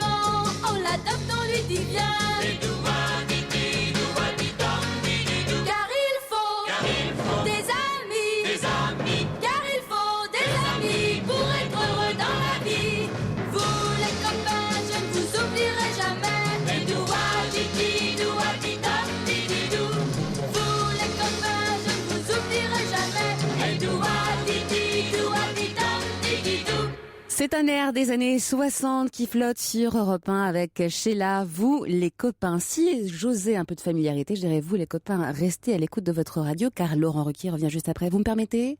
Ok, à tout de suite. Et ils sont tous réunis au studio Merlin d'Europe 1 pour vous faire plaisir, pour vous faire rire. C'est On va gêner le maître de cérémonie, c'est Laurent Ruquier et l'équipe du jour, Pierre Bénichou, Daniel Evenou, François Renucci, Christine Bravo et Stevie. Quel homme politique vient de déposer plainte pour cambriolage de son appartement dans l'Est parisien? Oh là là, oh là, Dans Mélenchon, l'Est. Mélenchon, Jean-Luc Mélenchon, bonne réponse de Daniel Evenou. Vous l'avez lu alors, Daniel? Parce que c'est pas clair, le papier du Parisien. La cambriolage chez Jean-Luc Mélenchon. Ce qui est amusant, c'est que le titre fric-frac, c'est une expression démodée, je trouve. Comment on peut les cambrioler? Et puis quoi chez Mélenchon? Puis qu'une statue de Trotsky, de Staline. Qu'est-ce que c'est que ce mépris tout d'un coup pour vos adversaires politiques? Non mais monsieur Pasqua, qu'est-ce Quitte à aller cambrioler quelqu'un, j'irais cambrioler Bagné, tu vois, au moins il y a des choses. Non, il pourrait se faire cambrioler ses livres parce qu'il a fait un énorme succès avec son bouquin Qu'ils s'en aillent tous chez Flammarion. C'est que les politiques vendent pas toujours beaucoup de livres et lui, il en a quand même vendu plus de 64 000 exemplaires de son bouquin Mélenchon. C'est beaucoup. Ah oui, c'est énorme. C'est énorme. Pour vous donner un exemple, Valérie Pécresse, elle a vendu 292 exemplaires de Et si on parlait de vous? Ça, c'est vache. 292 exemplaires. Elle les a pas vendus, c'est le service de presse. Et Chantal Joanneau, qui a publié aux éditions de l'Archipel Sans tabou, elle a vendu 288 exemplaires, elle. C'est quand même terrible. Pierre Lelouch, 671 livres de l'Allié indocile aux éditions du il Moment. dépasse pas les 1000. Ah non, c'est quand même très peu. Alors Mélenchon, c'est un énorme succès, 64 000 par comparaison. Donc vous voyez, je sais pas, c'est peut-être pour ça qu'il s'est fait cambrioler, justement. D'accord, mais après ça dépend ce qu'il achète avec cet argent. Mais on cambriole tout. Le domicile parisien de Jean-Luc Mélenchon, le leader du parti de gauche, a été le théâtre d'un cambriolage. J'aime bien aussi cette expression. Qu'est-ce qu'il fout dans l'Est parisien? Au cours du week-end dernier, dans l'Est parisien, son appartement a été visité. Selon les premiers éléments de l'enquête confiés aux policiers de la 2e DPJ, le ou les auteurs, non, c'est pas le ou les auteurs, seraient entrés sans effraction chez le leader du Front de gauche avant de dérober divers objets. Moi, jusque-là, je comprends. C'est la dernière phrase que je comprends pas. Ce cambriolage serait sans lien avec la candidature de Jean-Luc Mélenchon à la prochaine présidentielle. Mais ce sont des gens qui se sont trompés. Non, mais ce que je comprends pas, c'est comment on peut nous dire ça? C'est peut-être qu'il y a des éléments qui auraient intéressé des opposants. Qui ont été laissés, donc ils ont dit il y a son portable, il y a des factures, il y a des machins, le disque dur de l'ordinateur. Ils n'ont pas piqué les dossiers qui devaient être dans un tiroir. Ils ont piqué, comme tous les cambrioleurs, un lecteur de DVD, le poste de télé, les 2 montres qui sont là, sans la clé, et la culotte de la et les statues de Lénine. Et il n'y a pas que lui d'ailleurs que Mélenchon qui a fait un succès en librairie. Il y a un autre politique de gauche qui marche très bien, c'est Montebourg. Il a déjà vendu 30 000 exemplaires de son voté pour la démondialisation. Il habite 48 rue du Machin au 3e étage. Et alors là, non mais dans ce papier sur les politiques et leurs livres, ça j'avais trouvé ça dimanche dernier dans le Parisien. Je sais pas si vous l'avez vu, mais ça m'a cloué. Je vous le raconte? Oui. Non mais dans ces cas-là, mettez-y de l'enthousiasme. Oh, raconte-nous. J'ai trouvé un truc, ça m'a cloué. Je vous le raconte? Voilà, merci. C'est bien cette spontanéité. On nous raconte évidemment que les politiques ont pour la plupart des nègres qui écrivent leurs bouquins. Ils font rarement ça eux-mêmes, à part quelques-uns. On nous dit que Bayrou écrit plutôt lui-même ses livres, mais que les autres ont souvent un journaliste. Et il y a quelqu'un qui fait ça souvent pour les politiques qui s'appelle Jean... Massé Scarron, non? Bah non, lui-même, il vient de copier les autres. Alors. Bon, non, un type qui s'appelle, que vous connaissez, qui est un moustachu, qu'on voit souvent à la télé, qui est un enseignant, qui a fait des bouquins sur l'éducation nationale. Jean-Paul Brigelli, professeur de lettres, écrivain. Vous voyez pas qui c'est, Messi, qui donne toujours, voilà, on voit qui c'est, alors. Bon, bah. Non, mais s'il faut te dire oui pour que tu continues, parce que... Non, mais vous connaissez rien à rien. Bon, mais continue. Nous, ce qui nous intéresse, c'est c'est ce qui à chaque suit. rentrée, D'accord, ça y est, scolaire, on le voit, il a une moustache. Et tout. Pierre Bellemare. En tout cas, il raconte comment il fait quand il travaille pour les politiques. Voilà, il dit qu'il a travaillé pour Jean-Louis Borloo, pour Patrick Balkany, pour Christian Estrosi, par exemple. Il a écrit leurs différents ouvrages. Il dit, ce n'est pas une imposture, ce qui est de la triche, c'est quand le livre a une ambition littéraire. Mais quand c'est un livre informatif, un livre d'idées, comme c'est le cas pour les livres politiques, peu importe ce qu'il écrit, voilà ce qu'il dit. Donc, j'ai pas de honte à raconter que j'écis pour les politiques. Mais ce qu'il y a de plus formidable... Attends, il n'a pas fini son histoire. Pardon. Non, mais après, ce qui est intéressant, c'est ce qu'il dit là. Il donne un exemple. Pour le livre « Un homme en colère » en 2002, livre de Jean-Louis Borloo, Borloo m'avait dicté 20 pages sur son dictaphone dans un train entre Valenciennes et Paris. Sa secrétaire a retranscrit tout ça. Donc le livre de Jean-Louis Borloo, au départ, c'est 20 pages données par téléphone. Hein. Quand j'ai reçu ces 20 pages, j'ai appelé Borloo pour savoir quand même plus précisément quelle direction devait prendre son livre. Voilà ce qu'il m'a répondu. C'est ça, moi, qui m'épate. Il lui a répondu « Que ce soit Jospin ou Chirac qui l'emporte, je veux être ministre ». C'est terrible, cette réponse. C'est terrible, Il voulait affreux. que tout soit en nuance pour pouvoir être ministre. Ce qui est terrible, c'est qu'il voilà, c'est Il s'en fout du livre. Non, pas du tout. Ça veut dire que c'est un homme du centre. Mais oui. Ah bah oui. Mais oui, puisque et Chirac et Jospin n'étaient pas deux personnages, l'un un horrible fasciste et l'autre un horrible stalinien, mais que c'était des gens qui étaient des démocrates, et comme il était du centre... Enfin, quand même, sortir un bouquin en disant surtout... C'est une arnaque. Oui, mais ça, c'est pas une arnaque, c'est une politique, ça s'appelle. Ah non, attends. L'arnaque de la politique, c'est évident. Écrivez ce que vous voulez, je veux être ministre. Oui, c'est ça. C'est d'une malhonnêteté, mais c'est malhonnête. C'est Jean-Paul Brigelli qui le raconte. Bon, c'est dégueulasse. C'est lui qui est une ordure. Il a touché de l'oseille, c'est pas pour aller répéter ces choses-là. Ah oui. Mais là, c'est une sacrée info. Arrête. Vous êtes d'accord, vous l'avez dit que c'est une sacrée c'est une info. info. Vous voyez que c'était intéressant, mon truc. Donc, et le livre est sorti avec simplement 20 pages. Ça s'appelait Un homme en colère. Mais au final, pas trop, parce qu'il fallait mettre en colère ni Jospin ni Chirac. C'est quand même dingue. En tout cas, voilà. Sinon, je voulais en parler, moi, parce que je trouvais que c'était quand même assez terrible. Si c'est vrai, est-ce que ça s'est vendu, ce si livre, c'est vrai, Laurent terrible pour Jean-Louis Borloo, quand même, parce que franchement. Là, tu viens de le tuer à mes yeux. Ah quoi. oui. Tu viens de dégommer son image. Pour moi, il a plus aucune crédibilité. Ah ouais. Ah franchement. C'est ce que M. Sarkozy m'avait demandé de faire. C'est sûr. Le sous-titre. Mais non, je suis commandité par personne et sûrement pas. Mais vraiment, quand je lis ça, ça, moi, j'ai envie de le raconter et de le dire. Parce que c'est quand même assez. Est-ce que Borloo peut l'attaquer maintenant, ce type, le moustachu? Jean-Paul Brigelli? Ben oui. Non. Il va l'attaquer. Je pense qu'ils ont dû s'engueuler pour en arriver. Ces genres de trucs, ça se répète pas. Je vous emmène du côté de Toulouse, où là, il y a un couple de chauffeurs de bus de la société Tisséo qui ont bien des problèmes. Pourquoi? Ils voudraient un mariage homosexuel et on veut pas le refaire. Mais non, ils sont un homme et une femme. Hein. Oh, non, c'est qu'ils sont tellement... Ça peut être un homme, un couple. Bon, ça suffit, on peut parler. Parce que à chaque fois, comme ils sont en couple, quand ils se croisent, est-ce qu'ils descendent pour s'embrasser tellement ils sont encore amoureux fous? Oh, ça c'est joli. Oh, ils sont là, ils s'embrassent à l'arrêt. Voilà, dès qu'ils se croisent. Je veux dire, Ils s'embrassent à l'arrêt. Bah vaut mieux, oui, parce que sinon. Ah, ils se marquent des petits mots d'amour sur les pare-brises. Ouais, non, c'est pas ça. Mais ils sont toujours l'un à côté de l'autre. Non, bah, enfin, on n'a pas besoin d'être deux pour conduire un bus, enfin. Si, remarque. Si, les deux Belges qui ont été engagés pour conduire des autobus à Paris. Il y en a un qui est au premier étage et l'autre en dessous. Est-ce que ça a un rapport avec l'amour, avec le sexe? Oui. Voilà. Donc ils font l'amour. Ah bah non, ils ne peuvent pas en conduisant. Ils veulent les mêmes horaires, ils veulent les mêmes horaires. Ils klaxonnent la cucaracha quand ils se ont croisent des dans la soucis, ville. ils mettent plus le pied au travail depuis un mois. Voilà. Ah, parce qu'ils aimeraient avoir la même loge. Enfin, comment on appelle les trucs? Oui, il y a beaucoup de loges dans les Non, campings. mais là où tu te changes, tu te mets en tenue. Mais non. Non, ils habitent Toulouse, elle a une trentaine d'années, lui il a 50. Et là, ils ont des soucis. Un vieux salaud, quoi. Ils ont des enfants? Oui, c'est ça le problème, justement, maintenant, c'est qu'ils ont des enfants. Normaux? Au moins un, Normaux? en tout cas. Normaux, j'en sais rien, oui, j'espère. Enfin, je veux dire jumeaux. Je sais pas, Ils moi. ont un enfant jumeau, Daniel. Ouais. Mais ils se ressemblent Excuse-moi. beaucoup en plus. C'est un vrai jumeau tout seul. C'est que... Ça va être drôle, hein. Chaque fois qu'il encombre un peu la... Parce qu'il encombre un peu la cuisine, elle lui dit « Avançons, plateforme ». Radio Bénichou. Radio Bénichou. J'ai la réponse. Oui. J'ai une idée cohérente. Allez-y. Imaginons que ces deux-là veuillent divorcer. Elle ne veut Non, pas ils que veulent son pas fils divorcer. Ils veulent pas divorcer. soit dans le bus. Non, ils Merde. veulent pas divorcer. Ils veulent faire un détour pour aller chercher leur fils à l'école. Mais non, ils se filment l'un l'autre sans arrêt dans le bus. Ah, non, mais on commence à se rapprocher. C'est tout. Vous avez bien fait de me faire le geste, monsieur, mais vous auriez pu être quand même plus précis. Ils se parlent en tango, en fait. Non. Ils se parlent en Ils se quoi tweetent, comme vous dites. Non, Ils c'est à ne se tweetent côté pas. de c'est un rapport avec les caméras de leur bus.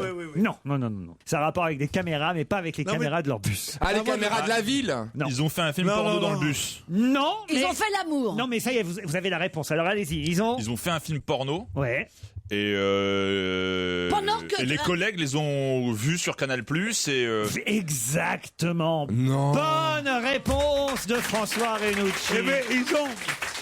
Oui, mais le temps, ils sont quand même bien, ils sont pas mal, ces gens-là, parce que tu sais ce qu'ils ont fait juste après le film porno? Ils ont fait une pause. Et voilà. Non, mais attendez que je vous raconte, c'est une histoire quand même incroyable. Pierre, venez ici, enfin. Il a peur d'avoir une érection, je crois. Pierre Bénichou quitte le studio. Mais il a un problème d'urine. Bon, on racontera l'histoire après la pub, alors. Bon, alors je vous la raconte ou pas cette histoire des chauffeurs toulousains. Faut pas trop la raconter, faut que ça reste entre nous parce que ils sont déjà emmerdés par cette histoire. Elle n'ose même plus mettre les pieds à son travail, la dame. Ah, les pieds. Non mais parce que c'est une vieille histoire, c'est en 2001, donc il y a maintenant 10 ans qu'ils ont tourné un film qui s'appelait Tranche de vite, volume 4, un film porno amateur tourné par un certain Pascal Galbrin. Sauf que ce film depuis est dans tous les vidéoclubs et même disponible sur les sites internet parce que le réalisateur du porno a été nominé aux Dorsal Awards ou je sais pas quoi. Et donc le couple de chauffeurs toulousains, on les reconnaît évidemment dans le film et tous leurs potes. Et évidemment, qu'est-ce qu'ils font sur internet, ils se repassent les scènes du. Non, c'est terrible. Faut jamais tourner. Non. Moi, je vais plus oser venir à Europe 1. Arrête, change de sujet. Oui, mais d'ailleurs, c'est ça qui m'amuse, parce que dans l'article, ils disent que le couple va porter plainte contre celui qui a mis... Ouais, tu parles. Elle peut pas. Elle a signé un contrat, je suppose, comme tout le Non, monde. mais celui qui, dans l'entreprise, a commencé à faire voir aux autres copains que... C'est de l'information. Je suis désolé, mais à ce moment-là... Mais c'est vrai, c'est humain. J'y pensais. Je me disais, moi, par exemple, on saurait qu'il y a quelqu'un de la bande, de l'équipe qui aurait tourné dans un... Ou Arlette Chabot et Nico Saliagas. On montrerait le film, évidemment. On dirait Mais je ne comprends pas la folie des gens qui tournent un film porno. Parce que vous savez que dans les actrices porno, il y en a qu'une sur 10 à peu près qui soit une pute. Mais non, mais c'est des petits trucs amateurs. Mais je veux dire, mais c'est pour la vie. Une fois qu'on t'a pris, une fois qu'on t'a filmé en train de faire des choses érotiques, c'est pour la vie. C'est-à-dire que on pourra toujours te le repasser. Et ces filles-là qui disent « Ah non, moi je ne veux pas », elles refusent d'avoir un rendez-vous avec un mec où elles gagneraient autant d'argent qu'en travaillant un après-midi entier dans un truc porno. Et là, personne ne le saurait. Mais c'était dans une autre vie. Maintenant, ils ont une vie rangée, ils sont chauffeurs de bus, ils sont parents. Ils ont raté leur carrière quand même. Excuse-moi. En plus, le scénar était pas mal. J'ai le scénar du film. La scène se déroule dans un salon de coiffure. Une jeune femme aux longs cheveux roux est assise dans un fauteuil de cuir noir, simplement vêtue d'un t-shirt rouge, de porte-jartelles et de talons aiguilles. Soudain, le coiffeur, un petit homme trapu aux cheveux noirs, entreprend de la masser. Rejoint entre-temps par une amie, la rouquine ne se fera pas prier. Ainsi commence le film Tranche de vie, volume 4, tourné par Pascal Galbrin, à qui on doit aussi L'infirmière au gros nichon et Les tontons tringleurs. Mais pourquoi ils tournent pas La contrôleuse à des gros nichons, un truc comme ça? Est-ce qu'ils se sont La contrôleuse est une rencontrés sur vicieuse. ce film? Parce que ça voudrait dire que... Est-ce que leur histoire d'amour est née de Non, mais cette rencontre? c'est triste, ils ont le droit à l'oubli quand même, c'est ça. C'était dans le Parisien aussi. si dans François, il y a toute une page. Hein. Un couple rattrapé par son passé coquin. Non mais Laurent, vous venez de dire qu'ils ont droit à l'oubli. Et qu'est-ce que vous faites là? Et moi je lis les journaux, c'est pas ma faute. Dans le Parisien, une vidéo porno sème le trouble dans une entreprise de transport. Un couple soudé qui a un enfant de 8 ans. C'est pour ça. C'est pour le gosse, ça doit être dur. Est-ce que la vidéo a été tournée il y a 8 ans et 9 mois? C'est ça qui serait intéressant. Non mais vous comprenez, après les gens qui montent dans le bus, ah je vous ai vu dans le film. Bon, oui, enfin tout le monde va pas regarder ça non plus. Attends. Grâce à nous, oui. Mais... Non mais il y a même pas leurs photos dans la presse, heureusement, parce que C'est pas leur tête qu'on photographiait. Non mais si vous voulez, j'ai le film. Moi j'ai envie de voir le film. Oh mais non. Mais Si. on peut pas les reconnaître, ils sont habillés dans le bus. Ils ont des perruques. Non, mais écoute, je suis d'accord s'ils montent à Walp, mais écoute, franchement, c'est pas effectivement le visage qu'on prend le plus dans un film porno. C'est rare les porte-jartelles sous les pantalons bleu marine. Non mais elle s'en fout des clients, c'est ses collègues. C'est les collègues. Les clients. Non mais c'est triste, on rigole mais c'est triste. J'espère qu'il faudrait on lance un appel aux collègues toulousains. Arrêtez de les emmerder, con. Voilà. Comme ici. J'ai peut-être l'air refaite, mais je suis authentique là où il faut. Qui a fait cette déclaration? La conductrice du bus? Là où il y a Pierre. Là. Tu la connais? Pierre, il me montre du doigt Daniel. C'est dégueulasse. Qui a dit j'ai peut-être l'air refaite, mais je suis authentique là où il faut? C'est pas Daniel, Pierre. Amanda Lear? Là, tu vas te fâcher. C'est dangereux comme exercice, on va faire toutes les gens refaites. En tout cas, on est sûr que c'est pas Kate Winslet, c'est celle qui a joué dans Titanic, et que c'est pas non plus Emma Thompson. C'est Madame Jolie. Eva Jolie? Non. Ah, Angelina Jolie? Ah bah non, elle s'est fait. Kate Moss? Parce qu'elle a la bouche refaite. C'est pas Kate. Mais peut-être que le C'est une Française? Ce n'est pas une Française. Sharon Stone? Kate Winslet et Emma Thompson, elles ont lancé, j'ai vu ça dans les journaux, une ligue contre la chirurgie esthétique pour les comédiennes. Ah, elles ont bon dos à 22 ans. Oh bah non, Emma Thompson elle est plus toute jeune. Et Kate Winslet, elle en a 35 quand même déjà. Et elle dit qu'elle fera jamais de chirurgie esthétique. Ok, Madonna. Je disais ça à 35 ans, moi aussi. Donc c'est une comédienne. C'est pas une comédienne qui. Une chanteuse. C'est une chanteuse. Américaine. Donc. Américaine. Gillo? Elle est même comme dirait Johnny qui va jouer une pièce de Tennessee Williams Shakespeare. Elle est même née dans le Tennessee pour tout vous dire. Lady Gaga? Lady Gaga, non. Beyoncé? Non, elle est plus âgée que ça. Elle est née bon, remarquez, Marlène Dietrich. Si, quand même, elle est née en 46. Liza Minnelli? Liza Minnelli, non. Barbara Streisand? Elle a commencé sa carrière à l'âge de 12 ans, donc vous voyez, c'est... Alors donc, 65 ans, elle chante bien? Actrice aussi un peu de temps en temps, mais surtout chanteuse. Cher. Est-ce qu'elle chante Compositrice chère? Non, mais c'est vrai qu'elle en a fait beaucoup de choses. Gloria Gaynor? Non. Je suis sûr que vous la connaissez. Elle est noire? Non. Tout le monde la connaît. Elle est blanche? Elle est blanche. Tout le monde la connaît peut-être pas, au fond, hein, mais quand même, elle a un nom très très connu. Vous la connaissez forcément, qui est une fan des États-Unis, Christine Bravo. Et vous aussi, Pierre Bénichou. Parce qu'elle est vieille. De country? Non. Oui, une chanteuse de country. C'est pas Tammy Wynette ou quelque chose comme ça, ou qui c'est qui chante de country? Country, mon Dieu. Est-ce qu'elle a fait le festival de Woodstock? Oui, c'est ça, elle a fait tous les festivals. Oui. Ah bon? Elle a une grosse poitrine, elle a une grosse poitrine. Oui.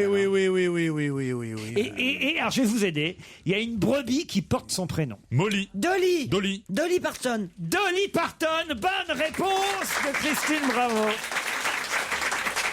Eh ben moi je ne connais pas. Vous ne connaissez pas Dolly Parton? Et sachez que la brebis clonée porte ce nom en hommage à Dolly Parton et à sa poitrine abondante, parce que ils avaient réussi à faire le clonage de la brebis grâce aux cellules des glandes mammaires de Dolly Parton. Mais non. Le clonage de la brebis a été réalisé à partir de cellules de glandes mammaires. Donc ils ont appelé la brebis clonée Dolly, comme Dolly Parton, qui est célèbre pour sa grosse poitrine. Il n'empêche qu'elle dit j'ai peut-être l'air refaite, mais je suis authentique. Ce genre musical qui l'a glorifié aux États-Unis et partout dans le monde. Jolene est un de ses plus grands tubes. Le tube de l'été sur Europe 1, c'est répété. On va gêner avec qui? Laurent Ruquier et ses complices, bien entendu, Studio Merlin. Ben oui, on est comme ça, on est bien. Catherine Massot est porte-parole de Weber. Et avec Weber, elle a ouvert il y a 2 ans en Île-de-France une académie qui propose des cours payants.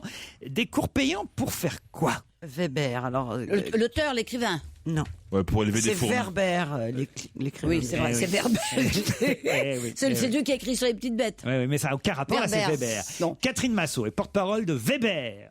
Et il y a 2 ans, avec Weber, ils ont ouvert en Île-de-France une académie qui propose des cours payants pour devenir quoi? Écrivain? Non, non, non. Est-ce que c'est un V ou un W, Weber? Un W. W-E-B-E-R. C'est un homme politique, Weber? Du tout. Ça sert aux hommes comme aux femmes? Oh oui, oui, oui, aux hommes comme aux femmes. Est-ce que ça sert? Comment ça sert? Est-ce que nous, on aurait envie de rentrer dans cette académie? Vous, je suis pas sûr. Moi, Quoique oui. si c'est bien votre genre. Stevie, alors je suis certain qu'il en aurait envie, mais il a peut-être pas besoin de cours même. Pour Et tout moi, vous dire. oui. Vous, peut-être vous avez besoin de cours. C'est de la décoration, peut-être? Non, pas de la décoration. Ah, jardinage. C'est pas du jardinage. Daniel, je suis sûr qu'elle n'a pas besoin de cours, mais c'est quelque chose qu'elle pratique. Pierre, il doit. L'art de la alors, table. Alors Pierre, il doit détester ça. Autant vous L'art de dire. la table? Non, pas l'art de la Non, table. ça doit être pour le ménage. Non. Les nouvelles technologies. Non, pas les nouvelles technologies. Je pensais que vous connaissiez la marque Weber, parce que Weber, je connais une brasserie qui s'appelle Weber. c'est Vepler, la brasserie. Weber, c'est une marque de quelque chose. Ah, c'est une marque de cuisine. barbecue. Exact, et donc? Donc c'est des cours pour faire des bonnes grillades. Excellente réponse de François Renucci. Alors là, Une académie du barbecue.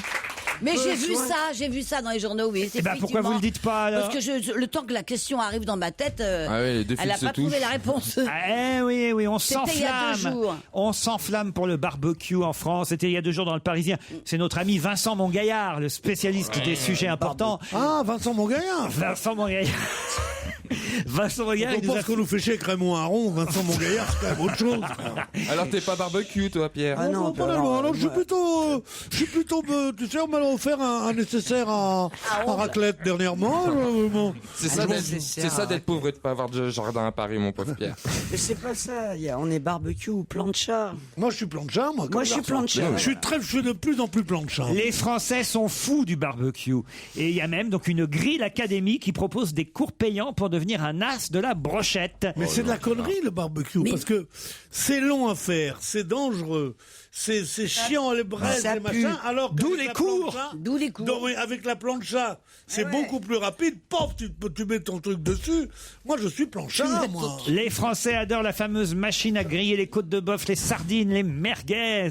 Et alors, il faut, paraît-il, c'est la mode, acheter un barbecue à la verticale, comme c'était au départ. Parce que là, Les Comme côtes ça, de le bœuf, gras elles vont se tombe. casser la gueule. pardon. Comme ça, le gras tombe. Le gras tombe, exactement. Le gras tombe, et pas que le gras aussi. Mais c'est quoi un barbecue à la verticale? Mais c'est le barbecue, c'est plat. C'est le contraire de l'horizontale. tu Voilà. vois. Ce que je veux dire, c'est que. Expliquez, Daniel. Voilà, alors, imagine un mur. Ouais. Il est debout, le mur. J'imagine Il bien, est mais je vais pas mettre une merguez sur un mur. Voilà, c'est dans cette position, et du Elle est coup, le folle. gras coule dans dans une cuvette, dans ce que Mais tu tu veux. les mets où, les merguez, sur le mur? Mais non, elles sont prisonnières entre deux grilles. Tu les cloues. Oh, bah, c'est- T'as attends, comme c'est- le Christ. C'est plus un barbecue, Tu vois, là, tu- faut un Mais non. ingénieur, là. Comme attends. le Christ. Voilà, est-ce que tu vas-y Non, non. C'est un auteur. Mais c'est une catholique fervente qui dit ça, en plus. Parce que tu es catholique fervente. Ah ouais, Brigitte Bardot, à côté, c'est Amanda Mais Lear. elles ont un peu le même genre, d'ailleurs. Donc voilà, t'as tout compris? Oui, on continue. C'est-à-dire au lieu de mettre les brochettes couchées, On tu a- les mets debout. debout. Comment on Et peut tu les grilles au chalumeau, comment tu fais? Mais ça, là, est-ce que- Le barbecue est Non, mais à la vous- verticale. Non, et mais ça tu fait- es- Et le feu vient d'où? Du feu. Bah t'es déconnecté ou quoi? Donc en Tu mets fait, du charbon? mais alors donc tu grilles le bout de la saucisse en bas? Oh, je sais pas, moi. Quand tu mets la saucisse Vous avez qu'à faire à la comme tout le monde, verticale. prendre un bon barbecue horizontal, c'est très bien. Ou électrique aussi. Hein. Il y a Ah des- non. Oui. Ah bah si, c'est moi. Ah non, c'est Simplement un une petit- bonne poêle. Mais c'est une un bonne plaisir. poêle que tu mets sur ton feu, puis c'est tout. On va pas s'emmerder. Vous allez pas m'apprendre les merguez, moi, non, quand même, sérieusement. Non, c'est quand même, j'ai une supériorité sur vous, sur la merguez, quand même, avouez. Alors, est-ce que tu fais des trous dans la merguez avant de la mettre sur la poêle? Jamais sur la merguez. Je fais des trous dans la chipolata. Et Je jamais fais dans pas la merguez. Donc, elle se mélange. Alors il faut se méfier parce que c'est cancérigène. Hein. Il faut le dire quand même. Il faut pas que ce soit toujours la même personne qui aille faire le. Parce qu'il y a toujours un préposé au barbecue. Il paraît dans les Ah oui, familles. c'est celui qui sait allumer le feu en général. Exactement, voilà. Bah c'est moi, Ah arrête. bah oui, c'est Cro-Magnon. Non, mais souvent, t'as pas envie de le Qu'est-ce faire. que je et tu- risque? Pourquoi c'est mauvais? Ah bah c'est comme si vous fumiez 2 paquets de cigarettes d'un coup. Voilà, pas compliqué. Ah oui, c'est terrible le barbecue. Ah oui, je vous jure. il Pour la santé, faut c'est se mettre à contresens du vent, c'est tout. Comment Faut ça mettre quoi? Eh ben, quand vous allumez votre barbecue, non mais vous êtes cinglé. Quand vous allumez votre barbecue, si tu te mets au sens opposé du vent, il y a pas de problème. La fumée, elle va juste en face, Alors elle vient pas sur imaginez toi. un homme ou une femme qui fait des rayons contre le cancer. Oui. Voilà. C'est d'une gaieté, ça. Et en plus, le soir, il Qui se fait des tape une petite barbecues. merguez. Ouais. Eh ben, il est D'accord. sûr de mourir très vite. Parce que la grillade et les rayons dans la même journée. Ce sont les pirates des Caraïbes qui ont inventé le barbecue horizontal. Pour une raison simple, la viande était très abîmée. Il fallait absolument la carboniser pour éviter les maladies et masquer À le goût. l'époque, il n'y avait que des barbecues. Il n'y avait pas des Indiens qui avaient une plancha ou l'autre des plaques à induction et l'autre un barbecue. Tout le monde avait des barbecues à cette époque.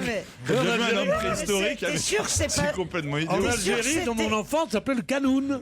C'est pas des barbecues, c'était des petits récipients. J'imagine en Johnny terre. Depp dans son jardin avec Vanessa Paradis. Laisse-moi faire, je suis le prince des Caraïbes.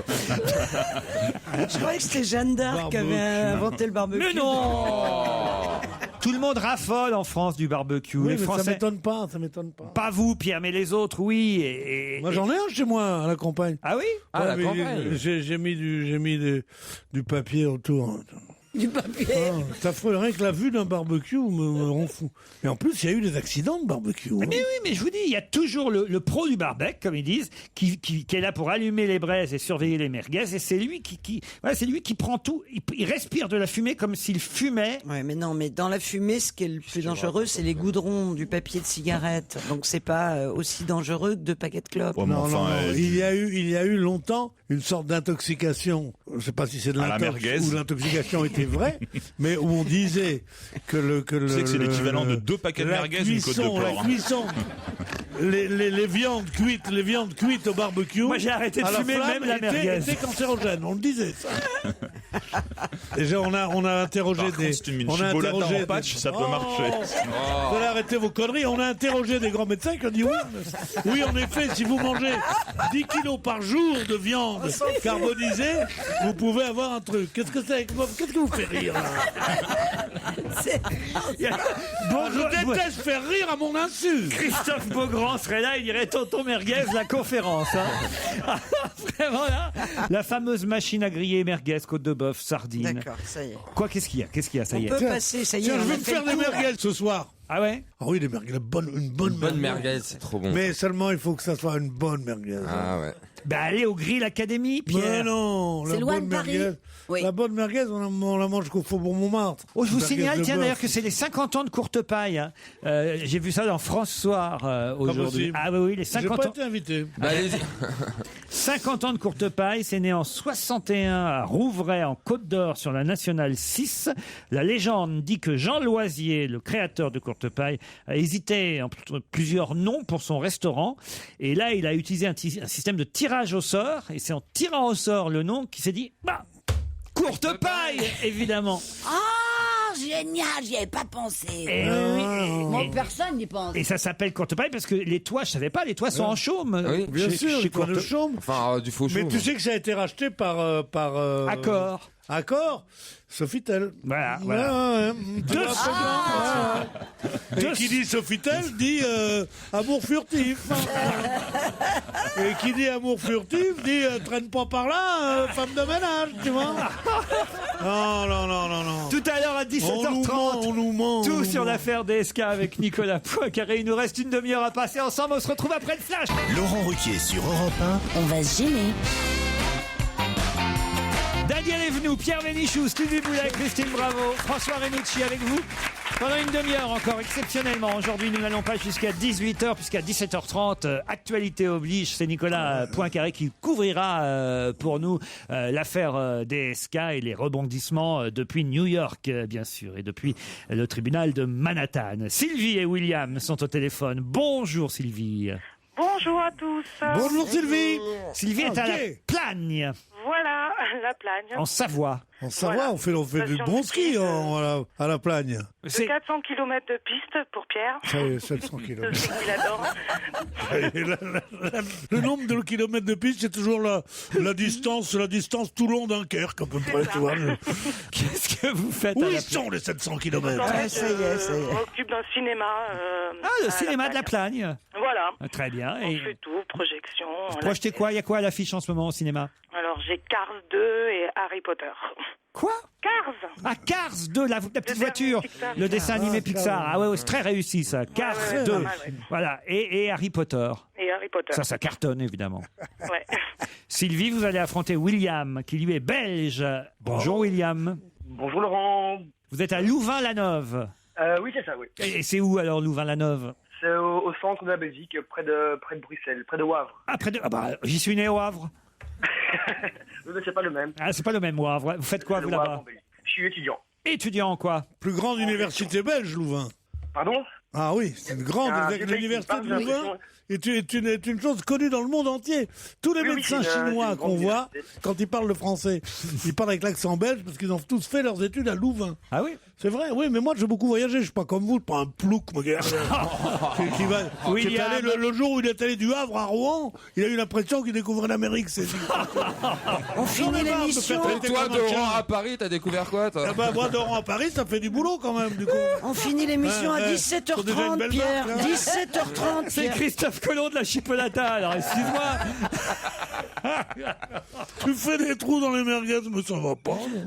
Bon, dites, excusez-nous, hein, William. Il n'y a pas de problème. Bon, William, Sylvie, vous allez peut-être partir pour Castelclara, le fameux hôtel 4 étoiles, relais, château de Belle-Île-en-Mer, hôtel Thalasso et Spa.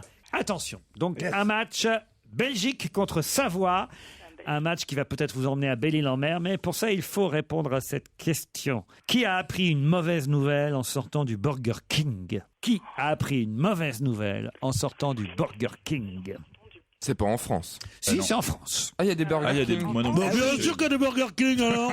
Je savais pas, chérie. Bon alors, et où qu'elle travaille ma mère? Ah non, t'as raison, c'était pas en France. Ah oui, il n'y a pas de Burger King en France. C'était pas en France, oui, il n'y a pas de Burger King en France. Eh, mais c'est en Europe. Grand regret. C'est en Europe. Il y en Donc, a en des Belgique Burger King en France. Non, il y en a plus. Il n'y en a plus. Est-ce que Il y c'est en aux avait. États-Unis? C'est pas aux États-Unis, c'est en Europe. Est-ce que c'est En en Angleterre, en Angleterre. Non.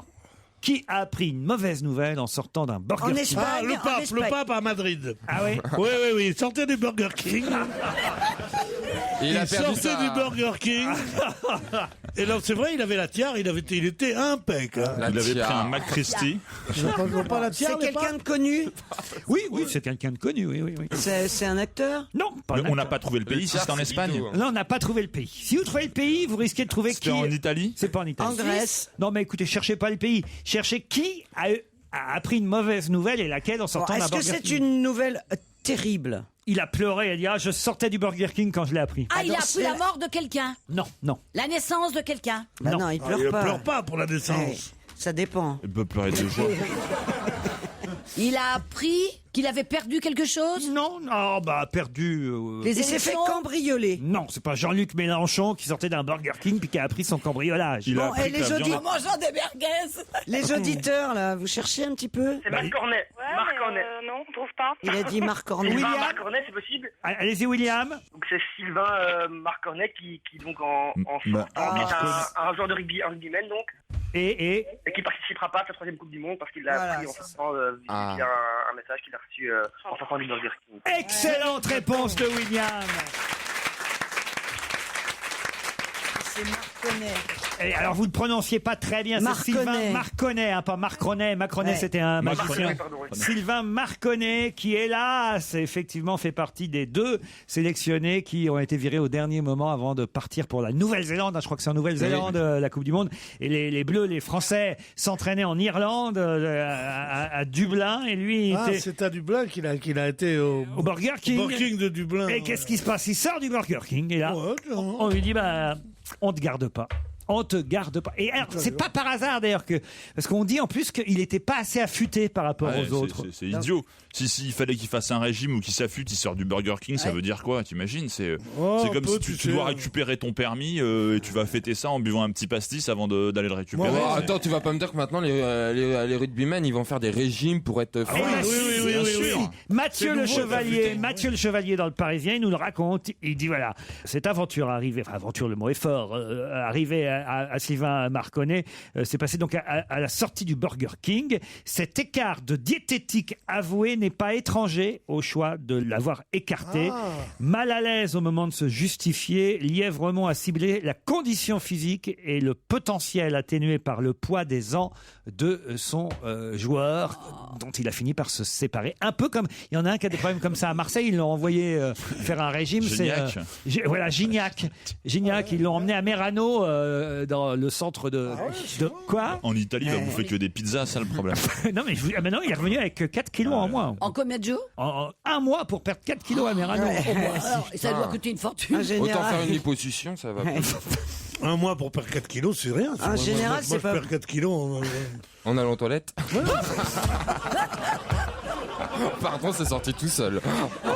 Ah bah non, ça sort pas tout seul. Non. On m'a poussé un peu, j'avoue. Ah oui. Je suis effondré, moi.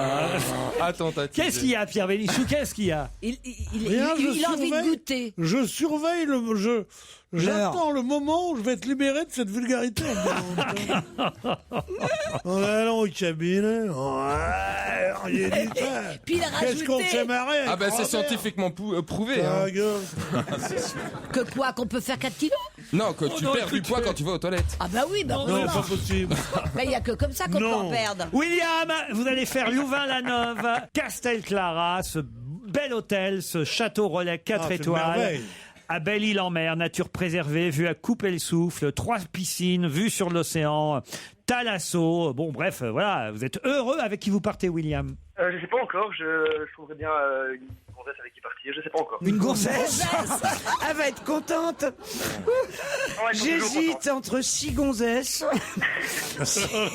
Et vous, Sylvie, alors, vous saviez pas l'histoire de Marconnet? Si, mais ouais, j'avais pas vu le coup du Burger King, quoi. Et voilà, planté. Je peux passer un petit coucou, Laurent? Allez-y. Allez, j'embrasse toute ma famille dans le Gers et puis mes amis de la Plagne. Eh ben, c'est fait. On vous embrasse, nous, en tout cas. Dis-moi, alors que tu vas jouer un air triste aujourd'hui Bah ouais. sur ton piano. Pourquoi? Oh, j'entends pas bien. Le vieux piano de la Plagne de jour comme ça. Je pense que c'est drôle, ça. Attention, Pierre Bénichou, radote. Qu'est-ce qu'il dit, ça? C'est un nouveau? C'est un nouveau, il dit. Oui, parce que t'en as beaucoup des jingles. Un nouveau gimmick, Ça, c'est un nouveau jingle. Le vieux piano de la Plagne, j'ai essayé de la faire depuis un quart d'heure, j'y arrivais pas. Le vieux piano de la Plagne, le joue qu'en sol, qu'en solitude. De plus jolies chansons. C'est Charles Trenet, magnifique. Et d'ailleurs, Georges Brassens est mort il y a 30 ans. Quoi? J'ai l'impression qu'elle fait une émission parallèle. Elle, hein.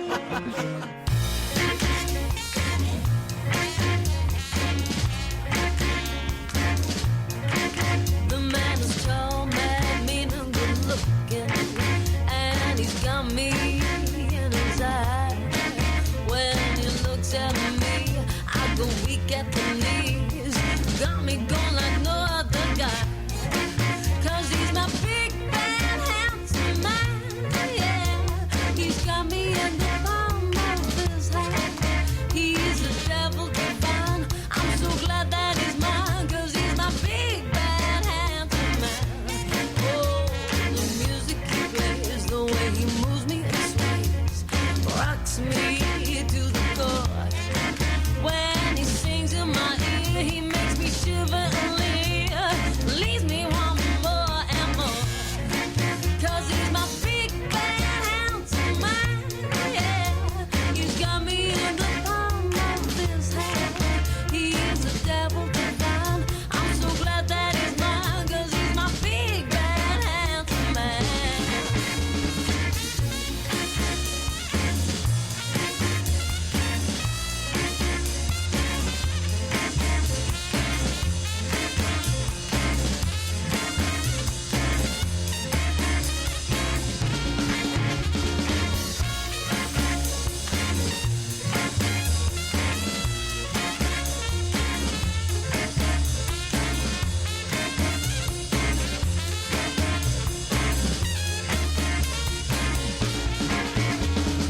Look at the looks, yeah, he's got me where he wants me to be.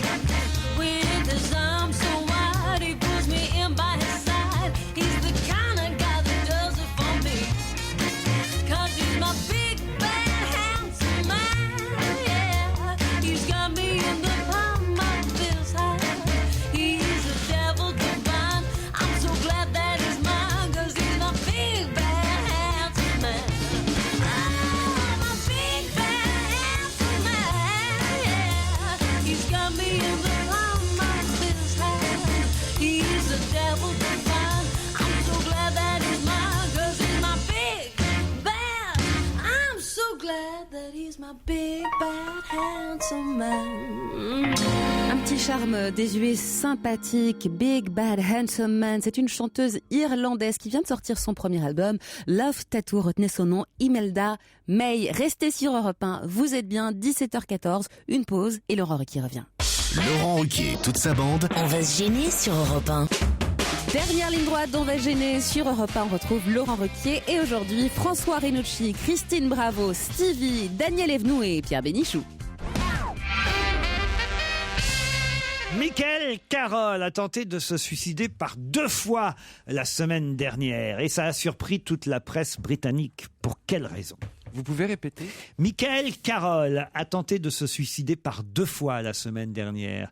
Et cela, évidemment, a surpris toute la presse britannique. Vous pouvez répéter parce que ça fait passer le temps comme ça. Ça a surpris tout le monde. Pour une histoire d'amour. Pas une histoire d'amour. Ça a surpris tout le monde. En même temps, s'il s'est suicidé, c'est aussi parce que sa compagne, effectivement, a voulu le quitter. Mais ça, bon, c'est plutôt habituel. Ça fait pas une page dans les journaux pour autant. C'est de la télé-réalité ? Non, c'est pas de la télé. Est-ce que c'est de la télé tout court ? Non. Il faut dire que Michael Carroll est quelqu'un qui était déjà connu des médias britanniques. Il avait été avec Pipa ? Non. Pourquoi c'est pas Pipa ? Mais Si, c'est attendez, Pipa. il s'est raté. Oui, il s'est raté. Les Oui, deux puisqu'il fois. a recommencé de... Alors la première fois, il a sauté de la tour de Londres et c'est un miracle qu'ils soient encore vivants. Et après, il a La deuxième sauté fois de de la Big grande Ben. roue à côté de la Tamise. Il a sauté, il est encore fait vivant. toutes les capitales comme ça. Il va sur Empire State Building, sur la Tour Eiffel. Chaque fois, il saute, à chaque fois, Il a tenté de se pendre une première fois, puis quelques jours plus tard de se couper les veines. Voilà. Et là, il est vivant. Et là, maintenant, il est vivant. Alors, mais pourquoi on le connaît en C'est Angleterre ? surtout pourquoi les gens sont surpris, puisqu'en fait, il se fait larguer. Parce que tout allait bien dans sa vie, peut-être. C'était un sportif, Non, un joueur. Un grand golfeur. Alors, non. Un golfeur. Il était connu des médias britanniques, mais c'était pas un grand golfeur, pas un grand sportif. Il avait trompé sa femme. Ça, oui. Ça, sûrement. Mais c'est pas lui. Alors, c'est un homme politique. Non, C'est pas un animateur télé. C'est pas un politique, c'est pas un journaliste sportif, ni un animateur télé. C'est pas celui qui fait sonner les cloches ? Qu'est-ce que c'est qui ça ? À l'abbaye de Westminster, il n'y a pas un type qui Non, fait... mais ce sont des missions parallèles. Ne dis pas qu'elle confond avec Les Misérables. Alors, attends. Attendez, je suis en forme, là. Donc, c'est un homme heureux, en fait, qui veut mourir. Non, il est plus heureux, mais il l'a été. Il l'a été. Il est très, très heureux. Il a gagné au loto. Il a gagné au loto, il a gagné l'euro-million, le je sais pas quoi. Ex-millionnaire Voilà. du loto à Bravo. 18 ans. Il a tenté de se suicider 2 fois cette semaine. Il en a 27 maintenant. Voilà. Bonne réponse de Christine. Oui, parce Bravo. que j'ai cherché qu'est-ce qui peut rendre plus heureux que le pognon. Et alors, il s'est ruiné ? C'est pour ça qu'il a essayé ? À 18 ans, il avait gagné 9 millions de livres sterling, l'équivalent de 11 millions d'euros. 11 millions d'euros, sauf qu'il a tout claqué. Quoi. Il a tout claqué. Et c'est avec lui qu'il n'arrive pas à faire claquer. Il a dilapidé un tiers de sa fortune en offrant des cadeaux, ça c'est plutôt sympa, et des maisons à sa famille et à ses amis. Grand fan de foot et du club écossais des Rangers de Glasgow, il a donné 1 million à un fonds rattaché au club, ça faut être taré. Après, il a parié à outrance sur des courses de lévriers ou de chevaux. Et là, il n'a pas eu la même chance qu'au loto, donc il a perdu beaucoup d'argent. Il a acheté une Mercedes sur laquelle il avait fait graver Michael, le roi des racailles. Voilà, parce que bon, il était un peu frimeur, quoi. Est-ce que tu pourrais me traduire en anglais? Bien sûr, bien sûr. Rackets King. Michael, Kings of Caïra. Voilà. Voilà, c'est tout ce que je voulais. Et dans la grande maison qu'il a achetée ensuite, alors là, il a organisé des fêtes à n'en plus finir. Champagne, cocaïne, crack, ça c'est pas bien. Prostituées. Bah, il n'a pas gaspillé son argent alors. Hein. T'es sûr que c'est pas un footballeur au départ? Attends. Rien ne manquait dans les fêtes qu'il organisait. Plus de 100 000 euros au total de factures rien qu'en filles. En gonzesse, 100 000 euros. Non mais attends, le mec il est 100 000 euros, 100 000 euros, ça fait jamais que. Ça fait... Quand même. C'est Zaya qui est venu 2 fois. Ça. Non mais quand t'as du blé, 100 000 euros, c'est Mais Zaya quand qui est venu 2 fois. il a gagné 11 millions. Non mais chérie, quand t'as du blé, 11 millions. Mais quand t'as du ça blé, fait le centième de ce qu'il a gagné. 270 000 euros en drogue, il a dépensé. Oh là, celui-là, ça c'est le dealer qui s'en est mis plein les Il fouilles. dit, mon dealer a plus d'argent du loto que moi aujourd'hui. Bon, puis il a acheté des voitures. voitures. Il a acheté... Ah oui, il avait une autre passion qui lui a coûté beaucoup d'argent. Il achetait des voitures et des bus pour faire des films porno. Non. Pour faire des séances de stock car. Juste comme ça, c'était pas un gros beauf un peu. Il était con ce mec. Oui, tu sais, des séances de stock car qu'il faisait dans la ville. Alors ça, il s'est mis à dos toute la municipalité d'ailleurs parce que ça faisait du bruit évidemment. Il a pas le plaindre ce con, attends. Oui, mais c'est vrai, il a quand même dépensé de son pognon d'une façon plus imaginative que les connards qui achètent 3 parkings, 12 machins et qui sont là avec leurs femmes à regarder la télé en disant dis donc, elle était drôlement bien l'autre jour, Christine Bravo, tout comment. C'est des gens quand même qui dépensent leur argent en rigolant. Je sais pas pourquoi je m'attaque à toi. Je sais pas pourquoi je fais une fixette. Comme disait le dealer. Non mais sérieusement. Et là maintenant, voilà, il réapparaît suicidé. Non, pas suicidé.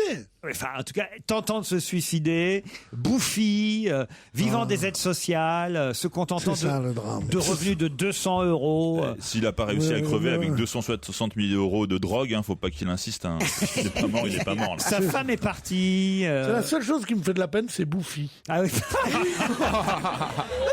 Mais oui. Parce que le vice, regardez, le vice, on croit qu'on maigrit, qu'on devient. J'ai la photo avant-après. Non, vous ferez comme ça. Non, on bouffi. Il a morflé. C'est terrible, vous voyez, mais c'est pourtant une belle aventure. Au départ, il a gagné au loto, et puis voilà. Comme quoi, il faut pas gagner au loto. Moi, j'essaye de pas gagner au loto, moi. Tu te rends compte si un jour on s'apercevait qu'un mec aussi fortuné que moi avait gagné 20 millions au loto, c'est honteux. Tandis que là, c'est des gens qui ont des travaux, des machins, des trucs, qui sont là avec leur belle-mère. Et tout ça, on va prendre l'autobus en première classe, tu vois. Mais moi, j'aurais ça. L'autobus en première classe. Ça me changerait quoi, moi? Ça me changerait quoi? Je laisserais ma Bentley pour prendre une Rolls? Une autre question pour terminer, la dernière question du jour. Quel requin a été vu... pardon, merde, j'ai donné la réponse. Un requin. Alors, non, on va chercher à trouver la question. Nom et prénom du requin, s'il vous plaît. Non, il faut trouver la question. Vous ne trouverez pas la question. Alors là, je suis sûr à quel endroit C'est le requin dans le port de Saint-Tropez. Un animal, Non. oui, c'est à Saint-Tropez, bien près sûr. des côtes de Méjean, dans les Bouches-du-Rhône. Et ma question, c'est, ça aurait dû être, quel pèlerin a été aperçu près des côtes c'était de subtil Méjean? en plus, parce qu'un requin pèlerin. Et voilà, c'était un requin pèlerin. Oh non, je suis triste, elle était bonne, j'ai ta gâché question. ma question. Non, bah, il vaut mieux, parce qu'elle était pas bonne. Elle était bien. Quel pèlerin? Un requin pèlerin? Ouais, c'était subtil, Pierre. Merde. Ah, c'est bien, je l'avais bouquiné déjà dans un truc. Mais Pierre, il y a des requins pèlerins. Parce que les requins s'approchent des côtes françaises, Pierre. Bon, il faut faire non, le requin, il s'attaque pas à l'homme. Hein. Il s'attaque que s'il y a du sang. Les requins bleus, les requins pèlerins. Je sais comment on peut sortir de la bouche d'un requin. Ah bon? Je connais une personne, j'ai lu ça. Il était... D'un rouquin, peut-être, non? Non, d'un raquin, d'un ruquier. Pardon, qu'est-ce qu'on en dit? Requin. Eh bien, il y a un type un jour qui a été avalé par un requin râteau, je ne sais quoi. Un requin marteau. Râteau. Un requin râteau. Et alors? Un requin binette. Non, il est rentré. Et là, il s'est dit, je me souviens comment il faut faire pour sortir de la bouche du requin, je vous jure que c'est vrai. Il fallait pas la réveiller. Attends. Eh bien, il faut lui mettre le doigt. C'est quoi, à 2 minutes de la fin? Il faut lui mettre le doigt dans l'œil. Comment tu fais quand t'es dans la bouche du gueule. requin? Non, dans l'œil. Donc tu es dans la bouche du requin. T'as déjà les testicules, pas moi, mais le mec était dans la bouche, dans la gueule. Comment tu crois que Geoffroy est sorti de la gueule de Le Pen? Il faut lui mettre, écoutez ceux qui auront déjà vu des requins, si vous en il faut sortir et lui mettre le doigt dans son gros œil. Je vous jure que c'est vrai. Putain, mais c'est ça qu'il fallait qu'elle fasse Nafatou Diallo là. Pour sortir de la chambre du Sofitel. Pour sortir de la bouche. Voilà.